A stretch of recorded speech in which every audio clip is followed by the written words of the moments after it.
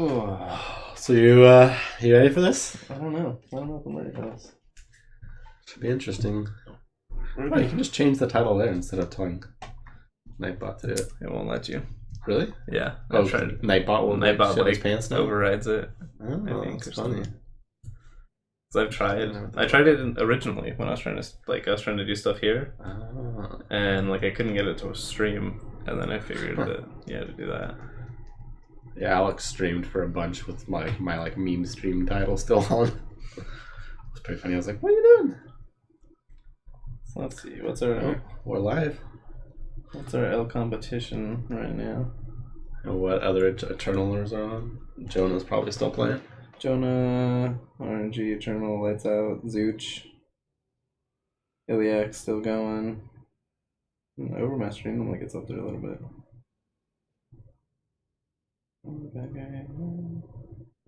We're not even on the list. We haven't got it on there yet.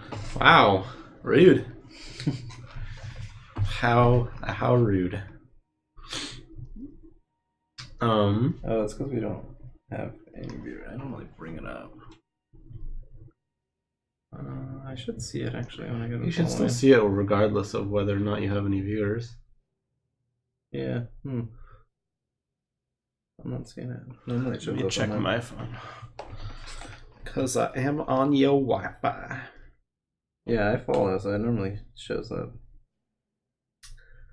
Let's see. Jonah, RNG Eternal, Iliac. Search for Seek Power Gaming. Seek Power Gaming. Live stream starting in 10 minutes. That's not going, huh? It doesn't say that it's But it says for video preview. Oh yeah, ad boys. So hard to click button because it's not actually where the button is. I was gonna say, why am I seeing an ad? But I can't believe I'm not logged into to Twitch on my phone. Enable live notifications. Okay. Okay. Now it says we're live. I'm not sure if that's because I logged in. I have 4 friends requests. Oh, Dylan. Seek Power and Long Slong. Manny. Long Shulon. 69. I don't see us popping up still. Oh, well, you found us. I can't find us. I can just type in chat though. Pretty cool. Now I can just type on this instead of having to channel feed. We get some. Oh.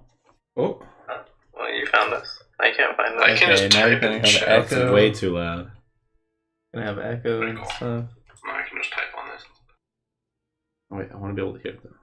Now you're gonna get to hear that come back through.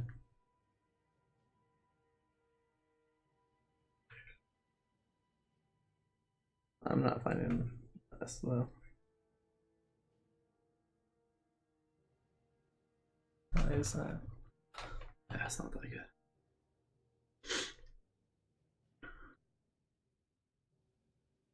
But yeah,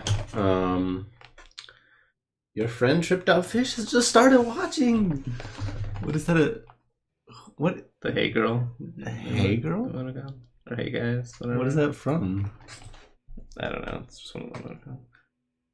Huh. So random. Yeah. But yeah, should we talk about what we're going to talk about this week? Yeah, well, I continue to see if it will show up for me. I know. Okay. Well, while you do that, so usually what happens, we don't do it all in one take. I think it took us... We've been getting better. We've been getting better. So we take them in 4 takes, though, right? Essentially, we do 1 take. We've been getting 1 take for the intro. Yeah. Easy. Then we do the first half of the show, take a 5-minute, 10-minute break, talk about what we want to do, and then do the second half of the show. So we're getting a lot better. I think the first few episodes took 3 to 4 hours to record. Then we do, not necessarily we were recording the whole time, but they took a long time to just actually complete. Yeah. And now we're kind of getting into the groove. And then, of course, editing it afterwards takes a little bit of time and getting the site ready and stuff. And you're like, wow, I've got 3 websites. Oh, God. I keep thinking that one's going to be going live too, but it's like all 3 screens at the same time. 4 copies. And my phone's playing too. I don't think we need this one. Crip is playing Hearthstone. Go away. But yeah. So I mean, we can still have a pause, and I can hit the boom boom. oh yeah, we can still totally do the episode like normal. Yeah. But Yeah. just for all the 0 people out there that are watching us right now. Hey, that's us too. That's us 2, which is 2. well, yeah, 1 and a 2. Maybe there's somebody. If there's somebody, I'll love you forever. Gerpy! Hey boys! Woo! Gerp Master Magoo. He's probably got us muted. He probably does. I told him to come watch this earlier. I was at home. He's like, hey, we're talking about doing Grand Theft Auto 5 heists, which we're probably going to do tomorrow. We were supposed to, so we did one on Sunday. Did you finish? Did you? Yeah, we ended up finishing, but it took like 4 hours. Nice. Because everyone was just messing around for a bunch, and then Corey is like, oh yeah, I got to go after this one, like 1 maybe 2 attempts tops, and we got it in our 2nd attempt. Nice. So it was pretty good. We're getting better. I'm definitely a trash tier Grand Theft Auto 5 player. Should we record the intro? Sure. See what we're thinking? Go for it. Alrighty. Hello and wow, Jesus, that's loud. All right. You're a little closer. I am. Yeah, I'm a little closer. Yeah. But now we got to stay in the camera view and in that. Turn this like maybe put that a bit that way. Yeah, this is a little bit more technically difficult. We'll figure it out. Let's kill that one. We'll figure it out. Okay, let's try again. One viewer, I think Gerp left us. That man. Gerp left us. Oh no, he didn't. Maybe that was just me. Nightbot just got killed. Who knows? All right. Hello and welcome to this week's episode of Weekly Influence, brought to you by Seek Power Gaming, your weekly dose of eternal banter. I definitely got that ordering wrong this week. I'm your host, Doug, also known as Tripped Out Fish, and with me tonight we have Dylan, currently known as Drolacek. Hello. And we do not have Haidar with us. No. He has forsaken us for the oranges of Florida. I don't know. Granted, I don't know how this will work. I'm gonna need to push the camera back further If to we're catch all 3 of us in the camera. Yeah, if we're ever trying to do all 3 of us, it might be a problem. Yeah. At that point, maybe we just have 2 webcams. Yeah. I'll bring my webcam and we'll put it on that screen. Yeah, we can each have our own screen. Oh god, my phone's boot looping again. But yeah, that'll be tricky. That'll be tricky. Okay, well, let's try again. See if we can't get a good one this time. 16,000, wow. Hello, and welcome to this week's episode of Weekly Influence, your weekly dose of eternal banter. Brought to you by Seek Power Gaming. I'm Doug, also known as Tripped Out Fish, and tonight with me I have Dylan, currently known as Drolacek. Hello. And we do not have Haidar this week again. He's still gone to Florida.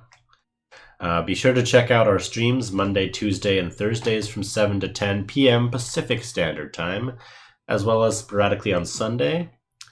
Hopefully one of us will start streaming the ETS on Saturday. Yep. Yes, probably you or Alex. Yeah. I don't know how much I'm playing the ETS.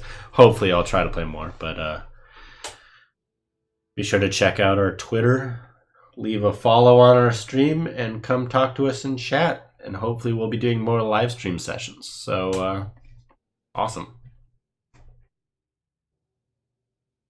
Cool. Mute that. That's not. We can listen to it if we want, but I think that's pretty good. Yeah, At this point, I've got the quality control on. Do we want to save it too? Yeah, we should do that. Yep. So we're gonna have to hire somebody to do all this in the background. So this is the thing. You can just get. I'll get my own little once we get an actual studio. I can be off screen on the side and then doing color commentary, just running extra puns in the background with you. Oh gosh.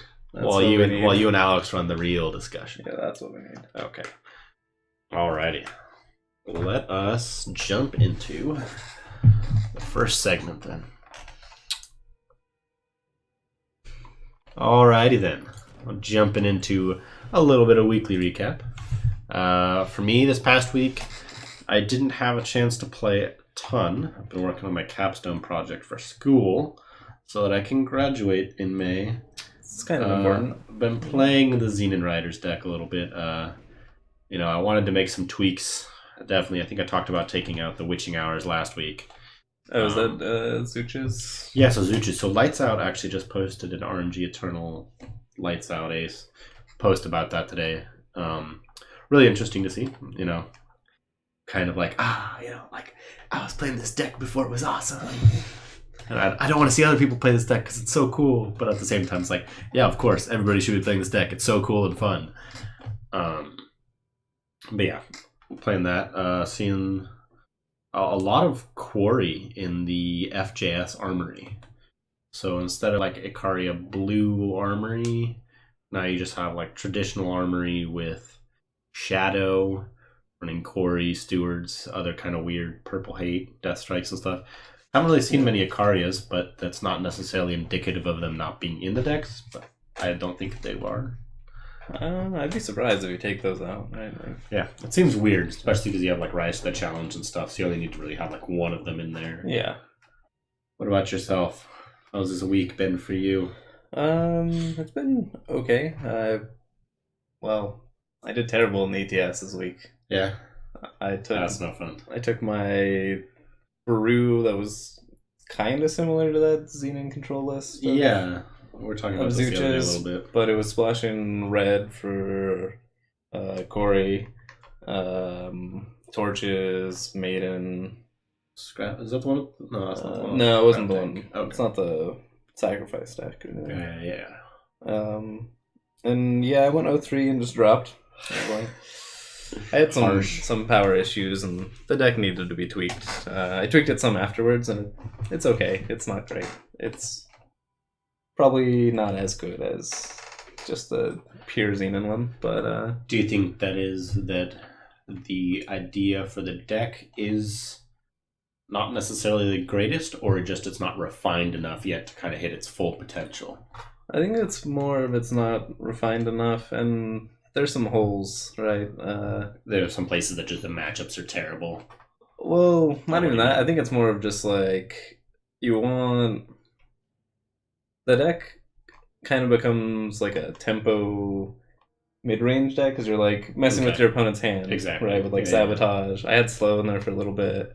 I put Treacheries in there. So I was trying to mess with the hand. Yeah, trying to do a lot more hand manipulation. Yeah. Stuff. So you're messing with their hand, but then you're playing, Sandstorm Titan, the Steward that steals a card. Or silences a card. Steward of Prophecy. Yeah, silences a card. What else are you playing? Silences a card in the opponent's hand. You're playing stuff like that to mess with your opponent's hand, and then that kind of pulls you ahead, and you just start punching them. Yeah. And I found that I wanted something like Cha-Cha, right? Like, I wanted that strong that dual color, yeah. like 3-drop, and you don't really have it. Like, you can play Cha-Cha, but it was awkward. Yeah, it's definitely weird. Like, if you play it in just the pure Xenon colors, you can only ever get Deadly, I think. Yeah. Right? Fire gives you Overwhelm, triple Shadow gives you Deadly. Yeah. And I was not trying to get the Fire, so it's... Yeah. I don't know. The card's not as impressive as a 4/4 Deadly as it is like... Yeah, I mean, the difference between a 4/4 Deadly... Yeah, 4/4 or a 5/5 is ridiculous. Both. Yeah, 5/5 both is just insanity, right? Because you kill anything... And you trample for 4, or you Overwhelm for 4. Yeah. And because of, like... I wanted double yellow actually by turn 4 and not purple or red. Because I wanted to play like Sandstorm. Yeah, exactly. It gets kind of weird. Right, so it was really awkward, but I wanted that strong of a card. Exactly. Well, it's like... So it got weird. When you're trying to do that too, and then you need to put more like influence fixing, and then it kind of gets away from the core identity of the deck. Yeah, so Makes sense. I don't know. I can actually just bring that up. Oh yeah, we are live streaming this. So is this Overwatch? Gerpy in the comments? No, this is not Overwatch. Darude, yes. Darude. Swagstorm. That's it's right, true, it's right Darude. there. Darude Swagstorm. Yeah. So then I ended up switching around some, and I went more I took some from Zuch's list and threw in like a last word and Yeah. threw in some other stuff. I looked at what he made changes to it when he ran it in the ETS this week, and I watched one of his final match actually. The Shadowlands Feasters. I think those are something that I need to be putting into what I want to run as well. I don't know how I feel about a Zindel's Gift. Feels weird. It feels weird in this specifically because of how much I was messing with their hand already. That's part of what I'm thinking is like, but you're if trying to mess with their hand and then you just make them discard. If you know you're playing against a lot of like big Combre or even Armory, sometimes just gets a lot of cards in their hand because they put a big weapon down and then they're like punch, play Warden, punch. Like they'd only play one or half a card a turn kind of thing. And then they still have like 6 in their hand. Yeah, so I've definitely wrecked some Armory with Zindel's Gift. Yeah. Double Death Strike. I don't know. I think it's close. Like there's something here. Yeah, and there's definitely something in that. I even submitted it to Loco Pojo. He does the deck doctor. And he liked it. And I think he played the earlier version that still had like a slow or something in it. I'm not sure. Do you think you can really run 4 Sandstorm Titans? Yeah. Is Steward of Prophecy double? No, Steward's single. Okay, I wasn't sure. Only Sandstorm's the double. So Sandstorm's double, Death Strike's double. Annihilate's not double, right? Nope. No, single. Quarry's one of each. Yep. Treachery is one of each. Yep. Also. Red. Is Stray into Shadow a double? I don't actually know. Stray is. Stray and Mystic, but those are once you hit 5, you're kind of Stray and then Feaster and like Last Word. So essentially, you don't have any doubles till you hit 4. Yeah, it's not hard to get to, and I had. I mean, 4 Seek Power is Farrah's favor to kind of help. Quarry for filtering. Yeah. You definitely do have some ways to get there. You have seats of every type. I'm assuming on the next page you have. Yeah, the next page has seats and banners on the back. Couple banners. I adjusted my mana to kind of fit. You don't have any Praxis banners? You only have Xena. Oh no, because I didn't. You don't actually. You don't want that much red. Yeah, you don't want that much red, and although you have a lot of creatures, you kind of want to fix your mana in the beginning and then be okay with it. Fair. Yeah, I don't know. I borrowed the. Have you had any success with the Shadowlands Feaster? Yeah, no, I think that card's good. The interesting thing about that card is that it does pull a unit into your void. But that's not what makes it strong at all, right? No, that can help, but I think the main thing is, like it's a ambush of 5/6 flying. A 5/6 ambush flyer is ridiculous. Like pulling something into your void is not that great. Most of the time, so the ladder had a lot of armory, right? And they're just trying to put weapons and stuff, and they're like, hey, here's my 5/5 Daisho, and I'm like, here's my 5/6 Shadowlands Feaster. Kill your weapon. Good job. Don't go to attack again. Or they were like, I got him. I did this, and then even if I was a little behind or like even, and they're like, boop, played Ikaria, I'm good. I'm like, okay, block. Although sometimes you trade because they rise for Ikaria, right? So it gives Ikaria the extra 2. Yeah, exactly. And you don't get a Ikaria. You don't get a Ikaria because it pops the Aegis. It pops Aegis, which is weird. Which is weird, but that's consistent with Statuary Maiden. Yeah. But inconsistent with Steward of the Past? No. Does Ikaria get silenced with Steward? No, they're all the same. They all block. Or I think Steward... Because Steward doesn't because it affects the player and not the card or something weird. Really? Interesting. Enemy units entering the void are silenced. Maybe it's because... So what does the text on Shadowlands Feaster say? Dies. So this would be the difference between dying and entering a void, right? So Steward of the Past is as it's already dead and it's entering a void. Then it happens and Aegis is no longer a factor. But for Statuary Maiden and Shadowlands Feaster... No, I think they're all the same. Dead. I think they all get blocked by... Yeah? I don't know. Steward, I haven't seen that interaction for Steward. I'm pretty sure they all get blocked by Aegis. It would make sense. Yeah. But obviously it wouldn't block Steward's summon effect because they're already in the graveyard, or in the void. Cool. Did you want to talk any more about ETS Weekly? I don't know, there's some fun decks. Yeah. I've played some of Ilunga's Brim Bolt is what I think he called it, or at least that's what I called Brimstone it. Altar. So yeah, combo. no, it's Brimstone and Praxian Bolt. The 4 the mana. vault. Yeah. So it's 4 double time. Yeah. And When you it's play a whenever second unit. you play your second unit, you draw a card. When that deck comes together, you have this crazy engine, right? You're just like, Yeah. I draw cards, I sack one, I hit you in the face. I think I saw Isaac do something. It's a lot of fun. He wasn't playing against that, but he was playing the big Combre against a Praxian Vault deck. And this dude was just like, Isaac harsh ruled like 3 turns in a row. And the guy just kept getting like, like a Marison's Disciple and just generating a bajillion cards because he had multiple vaults down. So he'd just be able to like refill his hand even though he just got completely wiped on board. Okay. It was pretty insane. And of course, Isaac was generating value with like Mystic Ascendance and Seraph and stuff too. But is this it? Yeah. Oh, okay. So this is the sack deck you were playing earlier. Yeah. When you walked in. Okay, yeah, that makes sense. It's fun, but it does have a lot of pieces, and if you miss I definitely a need to piece, try this. It gets a little weird. I finally crafted one of every legendary the other week. I don't know if I told. So this was before I made the Xenon Riders deck. Okay. Which is actually probably no longer really Xenon Riders because I don't even have Witching Hour in it. I'm not sure. I think Zooch had it in his sideboard, but not main board. Yeah. But Xenon Riders will be a good deck one day. Mark my words. You heard it first from me, who told it to you, who Zooch probably said something about it. But hey, praise Zooch's. I haven't made a Witching Hour deck. I don't know if I even have a Witching Hour. Yeah, I just wanted the 100% completion on every card. Oh, you know what? I just got one like 2 drafts ago. Oh, very nice. I did not play it in draft. So you know why this card used to be ridiculous, right? Nope. Champion of Cunning, before it got changed, used to give the all old summoned way. effects, would give charge. Yeah. So you could get Witching Hour down really cheap and then just have 16/16 of 4 keyword units just assaulting your opponent's face out of nowhere. The old champion was stupid. Yeah. I've heard the stories.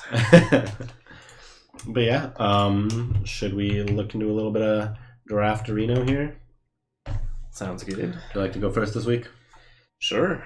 Our first common is not actually available in real draft packs. Yep. It's Caleb's favor. So we're using EternalWarcry.com to simulate the packs. Suggest this simulator's pretty cool. And it goes from any cards, I think, and just kind of puts them in the packs order. Yeah, I think as long as they're the right rarity, it pulls them in. So I know the it allows developers you said to something get, about this a couple weeks ago. But it allows you to get the favors, but you can't actually draft the favors. Those But- set 0 cards. exactly, this is just as important to know in draft, Yeah. right? You don't want to be looking for, most particularly Vera's favor, right? Yeah, or playing around. Or playing around Vera's favor. And I think we've talked about this before, but it's always good to bring up. I forget about it all the time. You don't have to play around any of these favors. Bring it more Oh into the yeah, camera. sorry, I'm not in the Anyways. stream as much. So yeah, the So first. don't pick that. So you can't pick it. So don't play around it. There's the lesson for that one. Our first actual common is District Infiltree. It's a 1 justice. It took me a while to figure out what the green symbol is. Yeah. 1 justice, a 1/1 unit who is a soldier, and it says empower +2/+2 this turn. So anytime you play a power while it's out, it gets +2/+2 and becomes a 3/3 For the turn. for the turn. Correct. This card's okay. I don't know. I'll Yeah, take it's it medium. if think I'm in kind of an aggressive Combre. Yeah, I don't necessarily want to first pick this. Or Recon. Yeah, but because it puts you into looking just for like pure burn, right? yeah. This card is like burn your face off really quickly, because if they don't have an answer, a lot of times in draft people don't play anything until like their 3rd turn or something. So this thing can easily get in for like 9 damage sometimes, and it's just dumb. But it doesn't necessarily mean that I want to play it. I don't know. Yeah, I'm definitely not first picking it. I'm more than okay with playing it, but Exactly. definitely don't want to first pick it. It's kind of like one of those things that we talked about last week where There's a lot of these cards that, you're happy to pick them up later, but they're not the cards that push you into playing X or Y. Yeah. So the next common in the pack is Accelerate. 2 and a time to give a unit in your hand charge. This is a spell. I've played this in draft once. On accident, I left it in my draft deck. And it won you the game. It did. It didn't win me the game, but it did allow me to do something really... My opponent just swung out, and I had like a Karmic Guardian that was like a 2/5 because I hit it with an Inspire. And then I had like... I had a weapon or something to put on it. So I just like punched him in the face and healed for 5. And then because it has endurance, I get it. So maybe that 5 health or whatever made the difference between me winning or losing, but not really because I was in a very commanding lead. I don't know about Accelerate. I'm probably not a first pick for me. It's definitely not a first pick. You probably don't even want to play it. Yeah. At this point, taking a unit over that. Pretty much any unit I can. Yeah. And then the next we have is 3 and a primal for Scaly Gruan. Gruan? Gruan? Gruan. Sure. It's some sort of dinosaur, I think. Right? It is a dinosaur. It is a dinosaur, yeah. It is a 1/4 unit. I haven't had great success with this card, and I've stopped running it. Interesting. I don't know. I was about to say the opposite. The opposite? You think you were undervaluing it, and that's kind of... Yeah. Before I was like, this card's total trash. I'm just never going to play it. And then I realized, sometimes your game plan when you're in like Elysian is just to kind or of Cambrai Elysian. That's true. You're playing some combination of that, and you're like, WinCon is... hatchlings, right? The 2/1 Echo flyers, and like twinning or something, or some other big flyer. Cobalt Acolyte to give something else flying. Yeah, like the late game stuff, and you're just like, well, if I survive, I will win. That's fair. And this guy often is like... This guy is very difficult to remove. As long as you don't swing with it, they don't have a lot of options to get rid of it for one card. Often it's pretty hard to get by. I don't want to first pick it, but okay, that's fair. I've definitely been putting them in more decks. I've been playing less blue recently.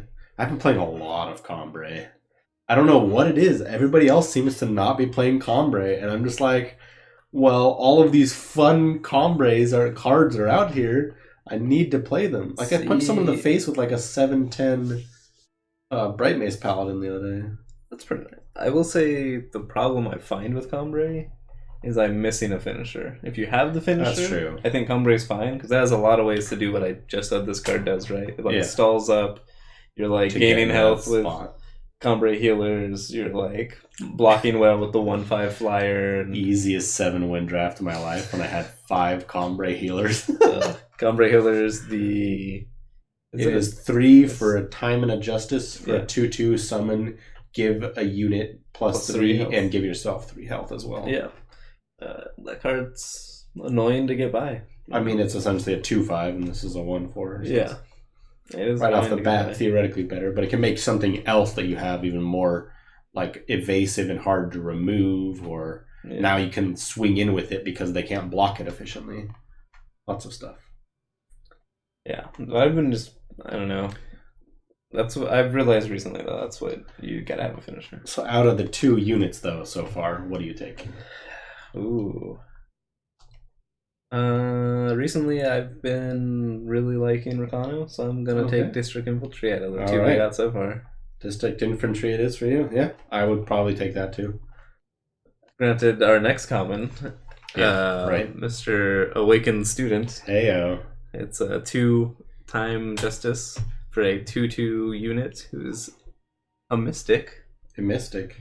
And has Empower +1/+1. So every time you play a power, it gets +1/+1 forever. Yeah. Very annoying card. Yeah. Very annoying. Very powerful. I mean, it's one of those things where depending on the matchup, you play it on turn 2 or turn 3, right? If you're playing against the Legion and you've seen some sort of either Echo or Fate, you're probably going to play this on turn 3 so you can get the Empower, turn it into a 3/3, and it doesn't get instantly static bolted. If you're playing against a red deck, you're probably playing this as soon as you can, right? There's no... I mean, I guess Piercing Shot you might be worried about a little bit, but that's an uncommon, right? That's probably not playing around with it. I don't know. I'm probably just throwing it down. And I mean, so either way, the only way that I'm really worried about this is Static Bolts, right? Yeah. If I'm seeing some Echoes and some Fates, Static Bolts. But if you get to turn this into a 4/4, that it just becomes so hard to remove at that point, and now you're just pumping it, hopefully, every turn. Yeah, no, I played against one today where they went turn 2, they played the Awakened Student. Turn 3, they played Combray Healer, gave the health to Awakened Student. And then turn 4, they played another, right, they played their power, so it's now a 4/7. 4/7. Yeah. And then they mirror imaged in. And I was just like, alright, I'm over here power screwed. I got 3 Justice in my 3-color deck, in my Combrasian deck. Yeah. Where Justice was the splash. I had that happen to me the other day, too. And then they just punched me in the face. I was thinking about that earlier, too. I had the exact thought about this card with Mirror Image. It doesn't matter, actually, if you Mirror Image before or after. Nope. Because when I was playing a while ago, I talked about this, the Enlightened Stranger... Empower gives all strangers +1/+1. So in that situation, you want to empower. I mean, you want to play Mirror Image first, and then Empower, and they'll both empower themselves and each other. So they'll both get 2 procs. But Awakened students can't cross proc each other because they only empower themselves. So if you play a power first, it turns into a 3/3. Then you play Mirror Image. It's also a 3/3. Or play it as a 2/2, copy it as a 2/2, and then empower, and they're both 3/3s. Yeah. So it doesn't matter either way you play that. But it's always something to think about with a card like Mirror Images. There's some subtleties to think about in terms of your ordering can always be important in terms of playing spells. It's definitely true. Our next common is a Stonescar Stranger. So it is just 2. Strangers are open. No influence requirements. It's a 2/2 Stranger. Wow. That has the summon... You get 1 fire influence and 1 shadow influence. It's the Stonescar name. Yeah. These are not really what I'm looking to first pick, but definitely what I keep in mind to just... They fit nicely in the curve normally. You want some amount of 2 drops. For 2/2. And it's a fine 2-drop. And then they fix your influence. Sometimes you have issues. And even if you don't have influence issues, overall speaking, there can be a game where you're like, oh man, I have 3 red sigils and I just need 1 purple. You play this on turn 2, now you're like, oh wow, I got to that spot. Yeah, or it helps you hit the doubles and stuff. Yeah, the doubles can be really useful too. Sometimes even the triples be weirdly elusive. Yeah, that's definitely true. But not would you take this over not the taking student? Yeah, no, not over the student. Not over the student. Would you take it over the infantry? Probably not, because if I'm gonna end up in that Rakano aggressive deck or the Combray aggressive deck, I'd rather have a card that's guaranteed good in one of those. Yeah, that's fair enough. Or Stonescar is just kind of it's there. In theory, it's staying open because it's a colorless card, but it's not really a colorless card, right? Because it is Stonescar, right? It gives you the value in Stonescar. Yeah. So instead of paying the influence costs, you gain the influence costs. Yeah. Right? So next up on the commons, we have Water of Life. For 1 at a time, this card, Echo, you gain 3 life. It's just a normal spell. Don't pick this. Don't play first this. Pick. Don't pick this ever. Unless it's premium. Maybe if you opened 2 Halls of the Lost Kings or whatever. Yeah, if you have Halls of Lost Kings, there's a potential. I'm not saying it's good. Refresh is a much better card than this for that kind of thing, but yeah, maybe. I can see it. I want to make some jank Halls of the Lost King hibernating behemoth deck. Yeah, some sort of okay, my opponent's doing absolutely nothing. Oh my god, 5/5/5s out of nowhere for 5. That's pretty difficult. And then we have Pilfer, 1 and a purple. Draw the top card of the enemy deck, spell. I don't really play this that much. Sometimes I'll play it. It can be really interesting if you grab a bomb or something. See, but the chances of that happening is super low, right? Because if you look at your opponent's deck, 45 cards, figure at maximum an amazing deck's going to have like 5 bombs, right? Yeah. So your chance of hitting a bomb is straight away 1 in 9. And out of that, they're playing probably a third power at least. They're playing at least a third power. We know guaranteed. They're going at least a third, maximum is 2/3 power. So that means you have like a 1 in 3 chance to just draw a sigil. But so originally I looked at this card and I'm like, you're never gonna get a good card out of this. Okay. Sometimes a sigil is a good card. That's true. Right? So I used to be down on this card a lot. I haven't really played it in draft. I'm not sure how it fits in draft. Yeah. I mean, I've been playing this card in the Xenon Riders deck. But yeah. It's fun. I love this card. Yeah, and like constructed and stuff. Yeah. I was listening to Pojo make he was playing some like Stonescar Maul's deck yesterday, trying to grind up, and he had 2 of these in at one point. He was bouncing around with his flex spot, right? Yeah. And he was talking about it, and I'm like, oh yeah, sometimes you're gonna grab that power, and you're gonna actually mess up your opponent because of the power grab. Well, yeah, you're either gonna take the power that they needed, or you're gonna get yourself to another power that you needed. Exactly, and I'm like, oh, okay, yeah, I never really thought of that's like a bonus, right? And besides bombs, sometimes you do just grab that Warcry unit or whatever. Oh, if you're playing against a Warcry deck, ooh, I think I stole like a 10/10 Crownwatch Paladin the other day. I was just like, saw, dude. Like, here you go. Like, have fun dealing with your own like super buffed up Aegis minion that gives me Warcry out of nowhere. Like, that's dumb. That is. But yeah, I don't know. I don't think it's amazing. Not first picking it ever. Yeah. Might fringe include in.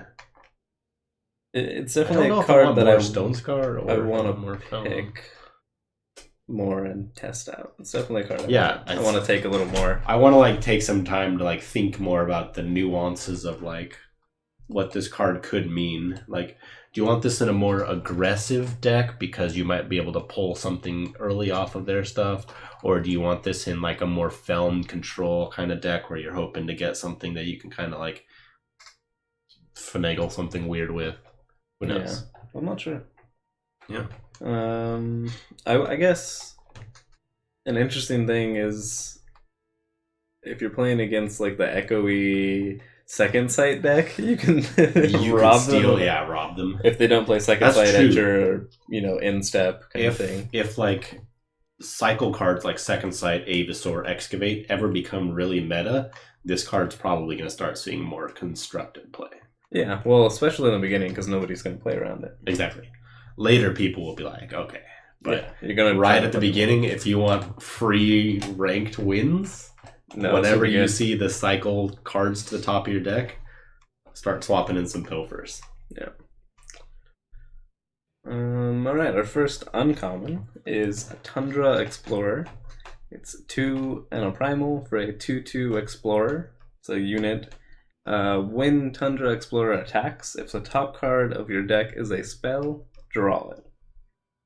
I have not had great success with this card. I've drawn 1 card out of like the 6 or 7 times I've played it. I don't think I've ever drawn a card. Yeah. I will say in draft, you normally don't have that many spells. Yeah, you're not playing spell dens. It's normally not that spell dens. I've been wanting to brew something with this. I mean, it definitely could be something really cool there. Yeah, it can just be card advantage, right? You're like, here, thanks, free draw. Yeah, exactly. Well, I mean, if you have some sort of stuff like if we're doing card cycle on top of our deck and we know exactly what's there, you might just attack with this thing just to get the card draw. Right? Yeah. You might just sacrifice this into something else because you're finishing your combo of putting things on your deck and drawing things. Yeah, I've seen somebody play it in the like carpet shuffle deck style where you want to get It was like the older version where you wanted like Elysian Trailblazer or whatever that one is. Yeah, I think, or maybe it was Trailblazer, the one that gives a unit echo. Trailblazer's the unit, I believe. Yeah, what's that blue one's name? That blue lady. Anyways, there's one that gives spells echo, and there's one that gives a unit echo. Exactly. But you try to give like your static bolt echo, and and then you just them like on top of your deck. Blow them up for 1,000,000 with static bolts. Yeah. So I've seen it kind of used in that. So you can do what you just said. You put it on top of your deck, you swing, you draw it. Do you know how it resolves if there are 2 spells on top of your deck and you're swinging with 2 Tundra Explorers?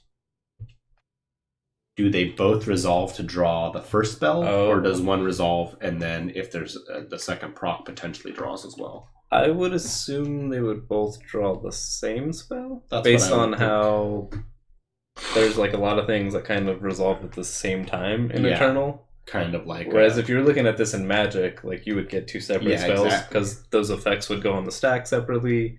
One would come off, it would check, it would resolve, you'd draw it, and if the next card was a spell, you'd also draw it. But in Eternal, there's things like the Gunsmith. Gunsmith or Argenport Instigator. Oh yeah, where you can block them with Protect. Yeah, like if you have Protect and they damage. Like wipe your board, all quote 7 damage that you're gonna take isn't individual instances. It's all bundled into one. What's kind of weird, it's bundled into one individual instance of 7 instances of damage, right? Yeah, it is weird. You're still technically getting hit with 7 1 damage instances, but it's all happening at the exact same moment. Yeah, they'll resolve it at the same time. I don't know. We'd have to test that one, I guess. You'd have to find a way to guarantee you had 2 spells on top of your deck. Which you just use double excavate and then attack. Yeah, we could try this. This could be something we could do on Sunday or something like that. Yeah, one of our Mythbusters episode coming up. It's probably not this Sunday because I won't be here. Yeah, probably not this Sunday. But some Sunday soon. Maybe I'll do it by myself. Play on my laptop and on my computer at the same time. That's possible. We can add that. Yeah, I have a Smurf account. We can add that to the list of things to test. Yeah, definitely. Oh yeah, putting it into our show notes here so that we remember it. But yeah, I'm probably not first picking this. I'd probably rather... Ooh, I don't know. Yeah, I'd probably rather have the Awakened Student. That card's just a bomb. Definitely, yeah. I mean, it's like it's a common bomb, right? If you can get multiple of these too, it can be really annoying. Like, you have like 1 on turn 2, 1 on turn 3, now you have 2 3/3s and then 4 4s, and it's just like, what the heck's going on? Yeah. This is just dumb. Alright, our next uncommon is the Smuggler's Stash. The Smuggler's Stash. It's a 5 Fire Shadow spell that says draw 2 units and 2 weapons from the void. When you get this to go off and you draw 4 cards, it is busted beyond belief. Dude, most of the time. Was that you playing on Monday with your opponent? No. I conceded to somebody today because it was turn 5, they played it, and they got back like... It was a ridiculous draft to begin with, but they got back like 2 weapons that were decent, like what's the Justice... It's like 3 double Justice, Valkyrie wings? No. +2/+2, but it like gives you Empower +2/+2 or something. Oh, the like spear. Yeah, it's like longsword. Yeah, maybe? I don't know. It's something where you get +2/+2, and then when you empower on your turn, you get an additional. Yeah, they got like one of those back, and like just the 2/1 from the Amber the Granite Acolyte. The Granite Acolyte. That thing is such a good with this card. And then they got back Amber Acolyte, and they got back like. It's just a value generator. Already infiltrated once. Ranger, whatever. Yeah, almost anything with infiltrate. Draft, so I'm sitting over here. A ranger with infiltrate. Oh. Yeah. So I'm sitting like, okay, I just spent that's gross. Like all my resources killing those things in the hope that you wouldn't do this, and they just bring everything back, and I'm just like, okay, I'm done. Like I think when they did that, I had a power in my hand and like some do nothing kind of card. Yeah. And I'm just like, yeah, this isn't worth. I'm already at 10 health. Yeah, Zooch's video that I was watching, he put all of his ETS video or his ETS stream. I think he just cut into videos. Yeah. And the match that he ended up losing to like not make it into the top 8, he had like decayed 2 Stone Scar Mauls, killed 2 of the Infernal Tyrants, and silenced almost Steward of the Past. And his opponent just Smuggler stashes 2 just vanilla 6/6s and 2 Stone Scar Mauls, and it's just like, it's just a lot of value. it's so much value. It's essentially like drawing 4 cards, right? Yeah. That's like you get to cram 2 more of each of those into your deck, even though the Tyrants don't get there. Or up to 4 of like the best cards you've played. Yeah, literally. Yeah. Somewhat. I mean, they've had to be used, so if they're a weapon, you've had to like have it drop off or whatever. If it's a unit, it's had to die. But still, it's like at its best, it's draw 4 of the best cards you played this game. Yeah. At its worst, it's like draw the best card. Yeah, from your void. From your void kind of thing.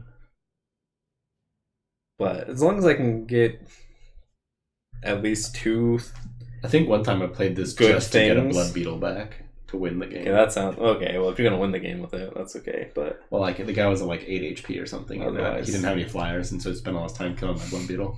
So just put it down. I'm just like 2 damage, 3 damage, 3 damage, and he died. A little silly. I do like the card. I'm probably not first. I might take it over. It's weird. Student. It is pretty good. I used to see a lot of these at the end of packs.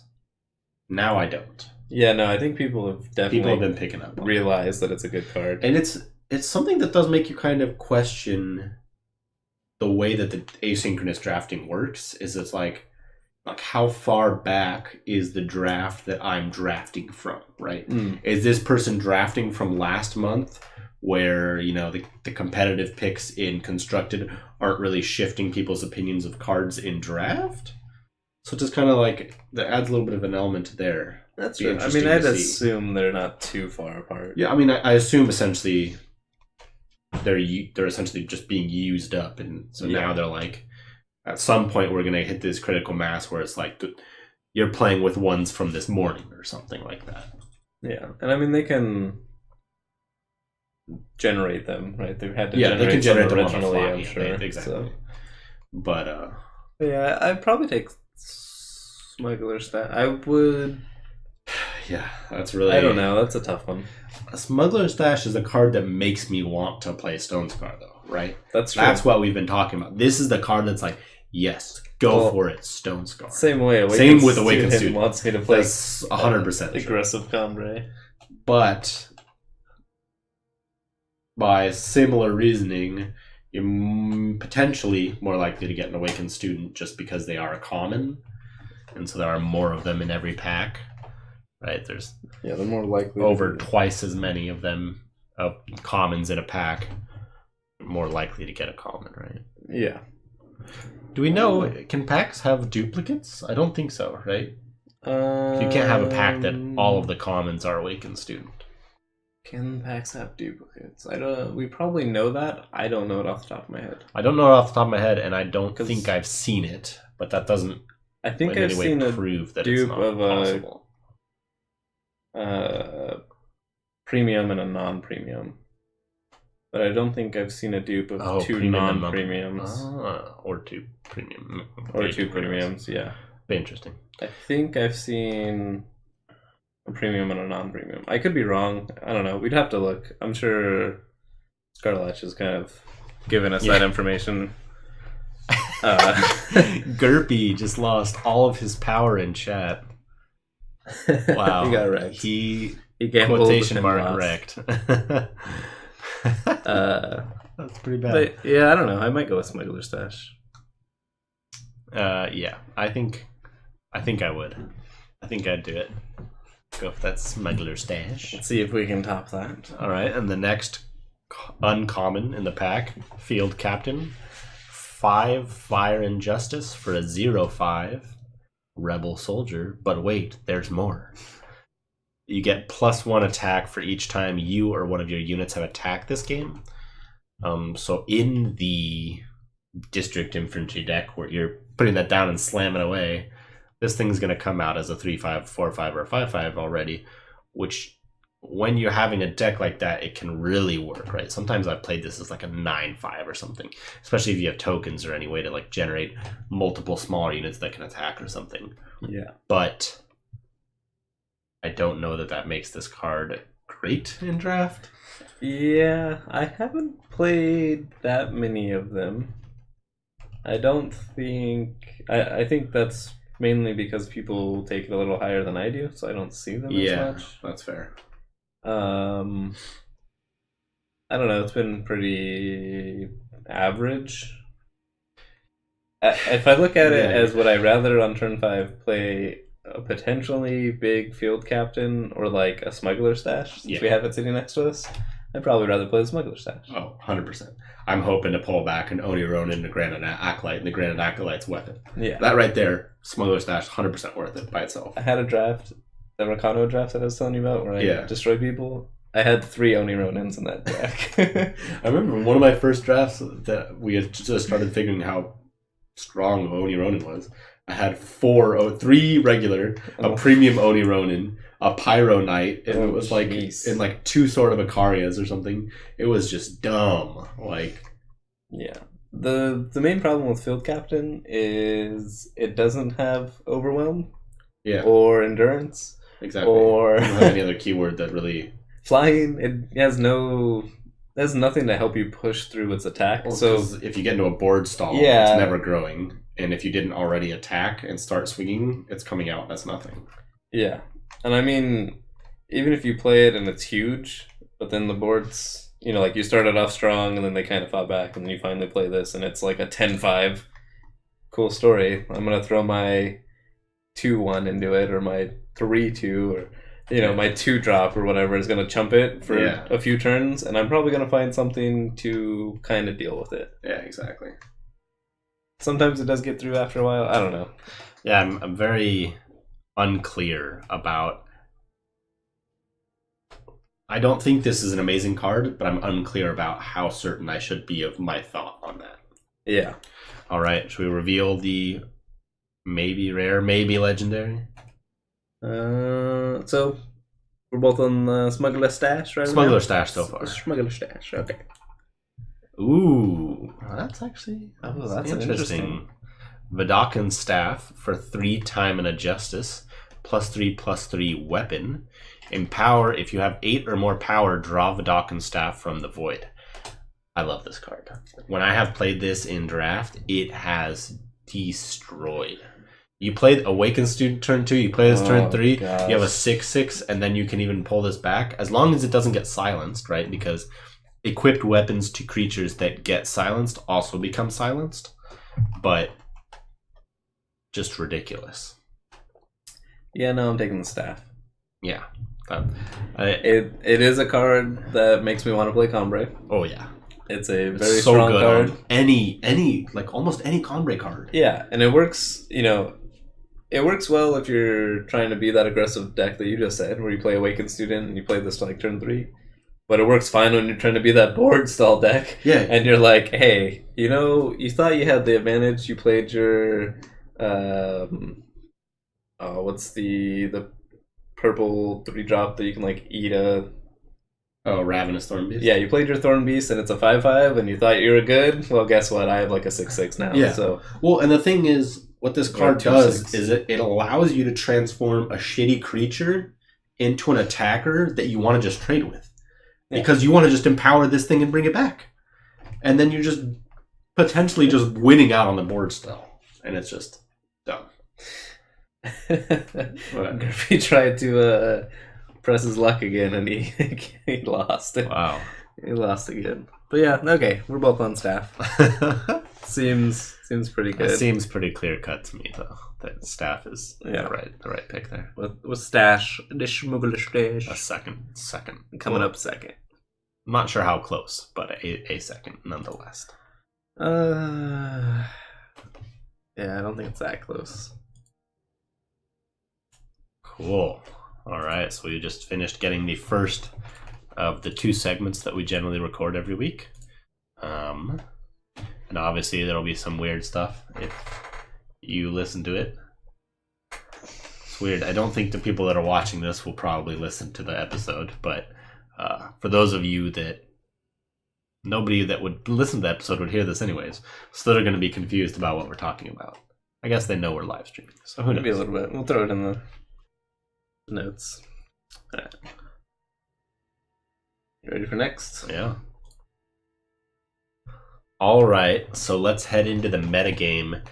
Did I ever tell you that I used to take breakdancing classes? No. How did that go? It was pretty good. I really liked it. But I've been thinking that I should start teaching breakdown classes. Oh my gosh, that one was loud.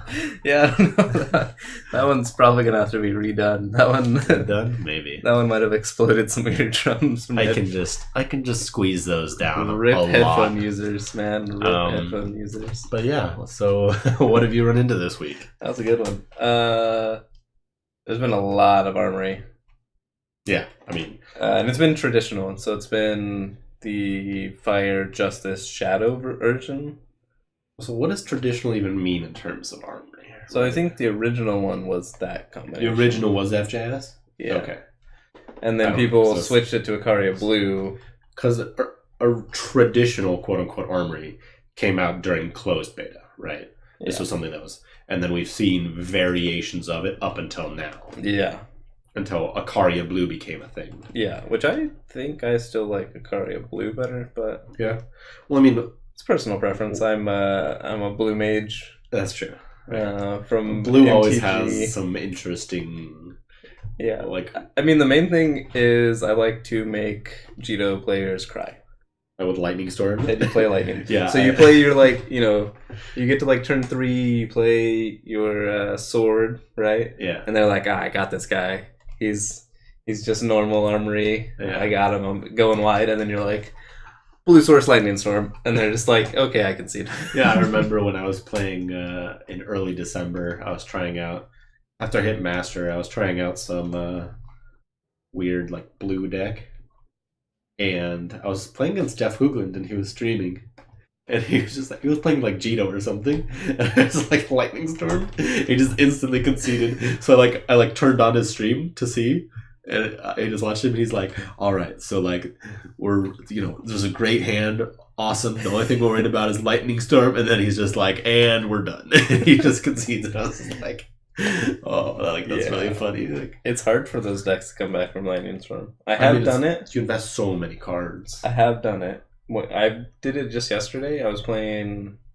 I've named this deck Ricky Bobby. Ricky Bobby. It's the Shake and Bake. The Rakano Jito deck. The one with the Fearless Nomads. Yeah. Okay. So it showed up on Reddit. I don't know if Unearthly was the one that did it. I know he's always doing Rakano. I didn't see stuff. it. Probably. It showed up there. I think RNG Eternal did a article on it. It's just I think it's even faster than Stone Scar. Because Stone Scar, you're playing... I don't know. I think it's fasto. But then Stone Scar itself? Than the Stone Scar Jito. Okay. I think it's faster than the Jito Stone Scar version. Interesting. It's pretty crazy. I did win against the Lightning Storm. I had a not super explosive start, and then but it was still pretty fast. So like turn 4, they had the Lightning Storm, but I had 2. What card? The spell that gives you 3/1/1. Oh, assembly lines. Yeah, I had like 2. I had played an assembly line the turn before. You had all 3 of them in like the first 10 of the cards in your deck. And like I had drawn the second one that turn, so I'm like, okay, even if they Lightning Storm, I'll have 3 more dudes. So I played it out. They Lightning Stormed, and then I drew the third one, and I'm like, I think I'm fine. And I threw them out, and they were kind of like, okay, well, it was harder to get through, and so I waited a little, and then I drew a rally and just swung through. Nice. It doesn't happen often, but it does happen. Yeah. I mean, that's kind of what happened with a deck I was playing a while ago. It was like FTJ. It was called FTJ Armory when I got it off Eternal Decks at the time. But now that I know more what Armory means, there's no like actual weapons, but I had like relics on my face. Okay. So I had like Xene and Obelisk involved with the Praxis and stuff. And essentially what you're doing is you're sitting there putting out like assembly lines and stuff with Praxis and generating some card draw. And then like your plan is to, on their end step, like stand together and then play an Obelisk at 8 power and rally and just kill them out of like nowhere. You just sit there, you have like 6 like Grenadin drones and they're like not worried about it at all. And suddenly you have like, what are they? 2/2, 4/4, 6. So suddenly you have 6 6/6s just like destroying them. Yeah, let me take a look at this. Oh my gosh, this does not have very much green at all. Nope. Okay, so it's like Infiltree's finest hours for the Nomad. That's literally your distilling it down to like just a few very good green cards and then pretty much one. Yeah. Oh, I did watch you play this. Actually, I watched you playing the Ruthless Stranger. Why do you think the Ruthless Stranger is so good? Is it just a 1-drop 2/1's good and then they can hit each other with Jito? So it's really just another 1-drop 2/1, right? Yeah, Shogun Scepter. That has done some work for me in draft. That's actually another card. If you can manage to get that with a Smuggler Stash. Yeah, because then you're getting an Oni, and when you play it, you get another Oni. Yeah, it's potentially getting an Oni as well. Because Warcry can be so ridiculous, especially if you're not sacrificing any cards to get additional Warcry, like Shogun Scepter is. Yeah, it's dumb. What else have you been seeing? I have ran into this a little bit similar style of. The sacrifice deck once or twice. I was seeing something about more scrap tank stuff. Not necessarily the sacrifice stuff, but but just scrap tank. People are messing around with scrap tank now because Quarry does kind of. It's a pretty good card. Scrap tank. Quarry's got some interesting stuff on scrap tank. Itself is a weird card. Yeah, the only thing I haven't liked about it so far is it dies to torch. So you kind of want to right away kill something, yeah. But if you can like play it and then next turn they try to torch it and you like devour one of the Grenadin drones, you're like, I don't care about it at all. Now you wasted a torch. Yeah. With Bloodright Callus, does Scrap Tank get the procs before it dies, or because it's simultaneous, does it not count? I think they don't work together. Interesting. That they're simultaneous and it doesn't count it. Interesting. It makes total sense. Callus wasn't originally in the deck. I ran more scrap tanks, and I don't have them. Although I did just open one. I played one in draft. Ooh, look at that. I splashed for one in draft. It was pretty good. So I did have one. So that's probably a pretty good card in premium. You know what card I saw as premium that I didn't know was as good as it was? The crap. I'm bad with names today. It's the Stone Scar 2-drop that is a 2/2, and when it dies, you get like the 2/2 2-drop armor. Or is it a 1/1 armor? Armor? You get like the 1/1 weapon. Oh, Obsidian Golem. Yeah, Golem. That card looks pretty good premium. No, that card looks really good premium. I didn't know that. I think someday I should do a post about, kind of the inherent value in premium. I think red and green have the best.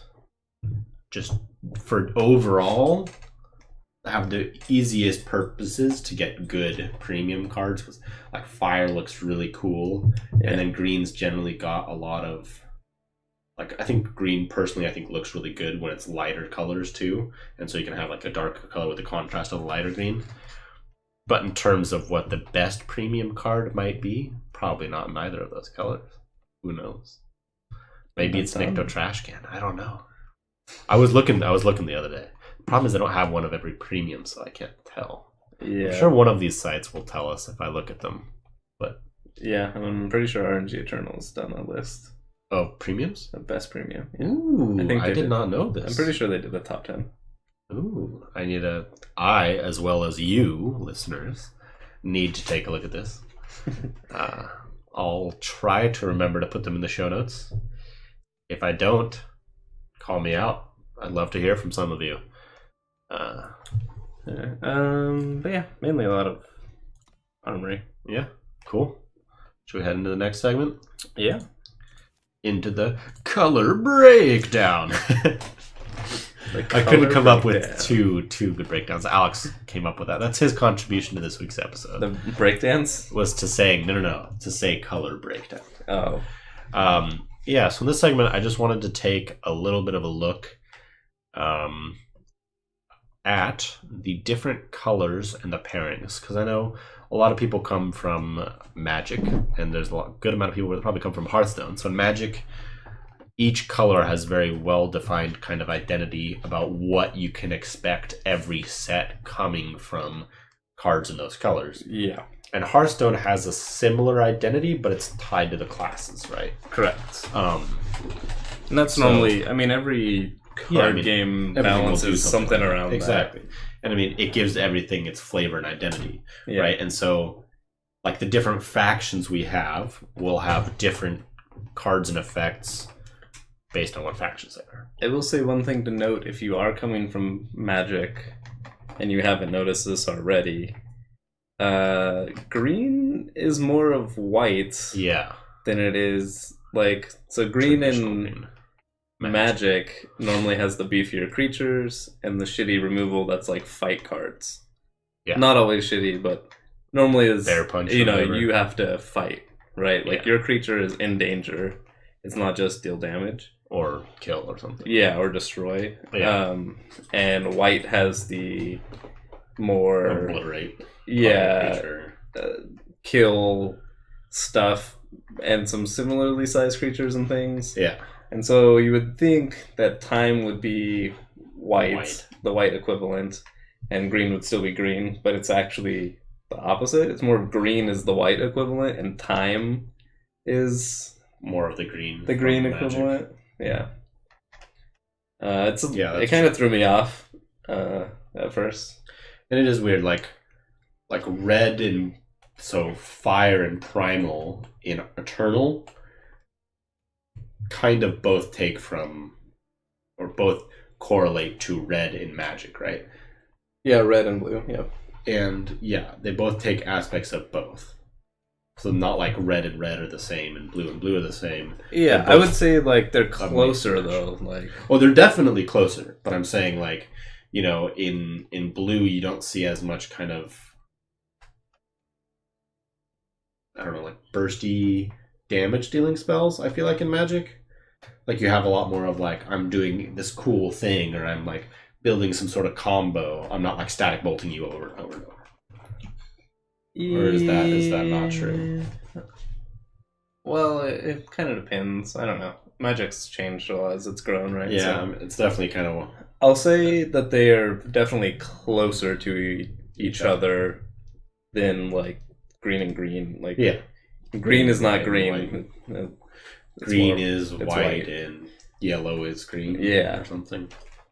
But yeah, so if we're taking a look here, first at fire, we'll just go based on the cards in Eternal using the in-game client, left to right with no filtering.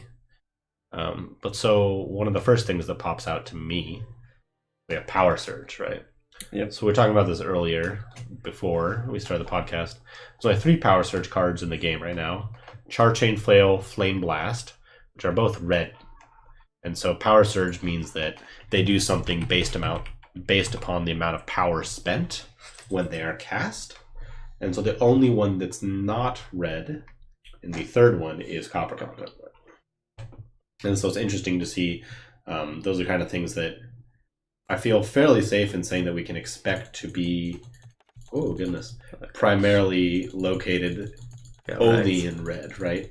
Yeah. They could totally surprise me and do something completely different and put, Power Surge something else in, but you wouldn't be able to tell that from the cards. Yeah. It does lead me to believe that every set will have, some power surge. Some sort of power surge or something. Or some mechanic that works similarly, right? Like normally, if you look at Magic, they kind of don't repeat keywords. Like there's a set of keywords that they do repeat, which would be more like the Overwhelm, Deadly. Overwhelm, Deadly, Warcry. Warcry is like prowess, right? Kind of. In a weird way. In a weird way, I guess. And haste, charge. Yeah, charge. Like those ones will get reprinted, but then there's like special ones to each set. I mean, you see a similar thing in like Hearthstone as well. Right? Yeah, like exactly. every set has to have something that makes it a little special. So I don't know if Power Surge will be one we keep or not. Oh, exactly. It'll be interesting to see if it remains or if it is a staple and plays a bigger role because we only have 3 cards in the base set. Yeah. If we see something. I will say I was happy to learn that if you like cast, or I like that when you cast these off of something for free, you actually get to do it. Yeah. So if you like infiltrate with your, if you infiltrate with Herald, Heralds, yeah, and you play like a Flame Blast, which I was playing a deck that was doing this. Super fun. It was a lot of fun. Shout out to Tatavath. Tatavath, yeah, Tatavath. Yeah, he. I ran into him on the ladder, and then I got the list from him. Yeah, I know he was talking to Alex on stream the other day. He came to watch when Alex was playing. So. Nice. Yeah, so if you infiltrate with like Westwind, is it West? Is it North or West Wind Herald? I think that one's West. Anyway, East? the Herald. One of the Herald that lets you play a spell for free from a graveyard, and you play Flame Blast, it will just use all your power. Whereas in like Magic, you don't get to cast like X cost spells for free because you don't get to pay the X. Yeah, exactly. So it was nice to be able to Flame Blast people. And in a similar vein, if you play Seraph and you somehow get a Copper Conduit out of it, it'll just drain the rest of your power to Power Surge your Copper Conduit. Yep. Oh. But so the other things that I'm seeing, and I think about a lot in Red, is direct damage. Yeah. Heavily prevalent in Fire. Also, charge is pretty much red of like Fire, and then there is some time element, so it's kind of like Praxis pairings. Maybe we'll see enemy faction sets of Praxis with some interesting charge units in it. I can see that. The direct damage is definitely true. Like, is there? Yeah. There's so many things in Red that just let you hit opponent or creature. Just, yeah. Charge is a pretty big one as well. Red's normally pretty aggressive, right? So, the only cards that are not red that have charge are Recurring Nightmare, which is a Feln card, and Haunting Scream. But those kind of Recurring Nightmare falls into kind of the Haunting Scream. Yeah, they're idea, right? Yeah, the other ones will have some amount of red in them. Yeah, right. So Bandit Queen has like both Fire and Shadow. Ikaria, Fire and Justice. Battle Blooder, Centaur, Fire and Justice. Yeah, and the only charge in time is Accelerate. So I guess So it's almost all entirely Fire. Yeah. And then we got a little bit of splash for time, and then we got a little bit of splash. So the only cards that don't have right, so Rakano is part red, and Stone Scar is part red as well. And the 2 non-red ones, so time and then Feln. Yeah. So there's a little bit in each of them.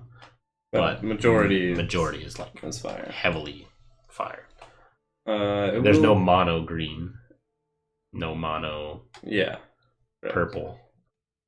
It will be interesting when we do get the enemy. Is that what we're calling them now? Yeah, I guess. Sure. When we get the other factions, well, I think so, they're like technically enemy factions, right? Because we have the 5 Scions who are vying for the throne. And those are all the normal color pairings. And then the other ones are like the enemy factions that are trying to usurp the throne instead of them. Or something like that. I haven't read into the lore, I'm not sure. That's just I what keep saying every episode I'm like, oh, I gotta like read into it. Yeah, I'm gonna like go back through the tutorial and do it. It'll be interesting to see if the like Praxin, so the Fire time one, or even the other one with Fire, Skycrag. Skycrag. It'll be interesting to see if either of those, the red ones, get the charge, right? Yeah. Or will they get overwhelmed? Because like Cha-Cha gets overwhelmed exactly from its red. would be interesting to see like a flying charge unit in Skycrag would be kind of my expectation. Not necessarily a really powerful one, but there could be some sort of weird flying ambush. Well, I guess you wouldn't need ambush if you have charge. Yeah, but I could see something like that. Something interesting there. The other things that we're seeing in Fire, right, is Warcry, which it shares with Justice. Yep. So, and also Overwhelm. Yeah. Huge. And a lot of, not a lot, but there's definitely weapons. Weapons, there's Quick Draw. Yeah, weapons, Quick Draw. And tokens. Yeah. Fire's definitely one of the ones with tokens. I think Fire's got most of the tokens, right? Fire and... Well, I think every... No. So Fire has... Purple has... Like the Assemble Alliance stuff. And yeah, it's also the 4-cost 2/2 is the Fire guy, right? The Granada... Oh, the other...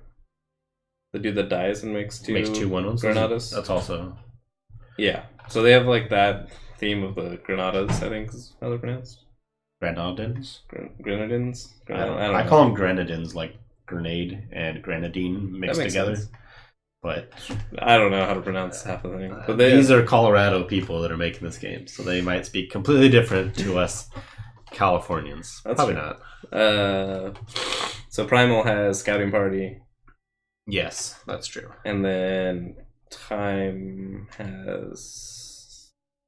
Do they have anything that makes... Like 1/1s? So we're talking about token... pure 1/1s as tokens? Or tokens. What constitutes tokens?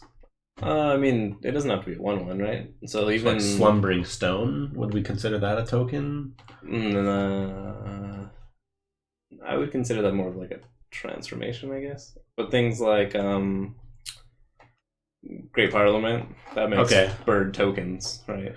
I see. Like so it has to be like a spell. Things that aren't their own unit in outright, but something that creates other units. Because Slumbering Stone, I think, is a odd situation where it's like meant to be a gargoyle that comes out. Yeah, that comes out, exactly. So I guess it would be a token, but it's kind of a weird situation. That's weird, yeah. But yeah, I think they're mostly... I'd be interested to see a red card that when you attack, like a Grenadin, when you attack, it summons another 1/1 Grenadin or something. That's some sort of weird, like... Yeah. Is that like Rabblemaster? Goblin Rabblemaster? I think. One of those goblins makes goblins, yeah. Yeah, something like that. Well, there's also multiple things that make... Geist of St. Traff. No idea what that is. It's like a blue and white older card that, like, when you attack, you get like a 4/4 flying angel tapped and attacking or something. Oh, for the turn though. For the turn, and then it exiles away. There's a few. There's a bunch of those. Yeah, there's a bunch of those that aren't non-permanent tokens. Non-permanent tokens. Yeah, I've seen those for sure. So those are always fun. What was I gonna say? Would be. I had a thought that would be interesting, but I lost it. It happens. So moving on, should we move into Time next? Sure. So one of the flavors that we see in Time is ramp, right? Yeah, you have your Initiates of Sand, the 1/1 that gives you +1. Amber Acolyte, Find the Way, all sorts of... They're the power...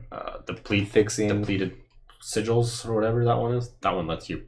Oh, the one that is actual ramp? Yeah, actual ramp is in... Pages? Secret Pages? Secret Pages, yeah. It's in... Secret Pages, yeah. And when I say actual ramp, it's because it's like a fast spell that directly plays the sigil, whereas the other ones get you a sigil, so they kind of keep your... Yeah, these other ones let you continue to scale, but this one lets you play essentially 2 sigils in one turn. Yeah. We have seen... So the new Combrei card, Combrei Emissary... Emissary allows you to play a second. Yes, allows you to play a second. So that's a combined thing somewhat. Yeah, definitely, I think...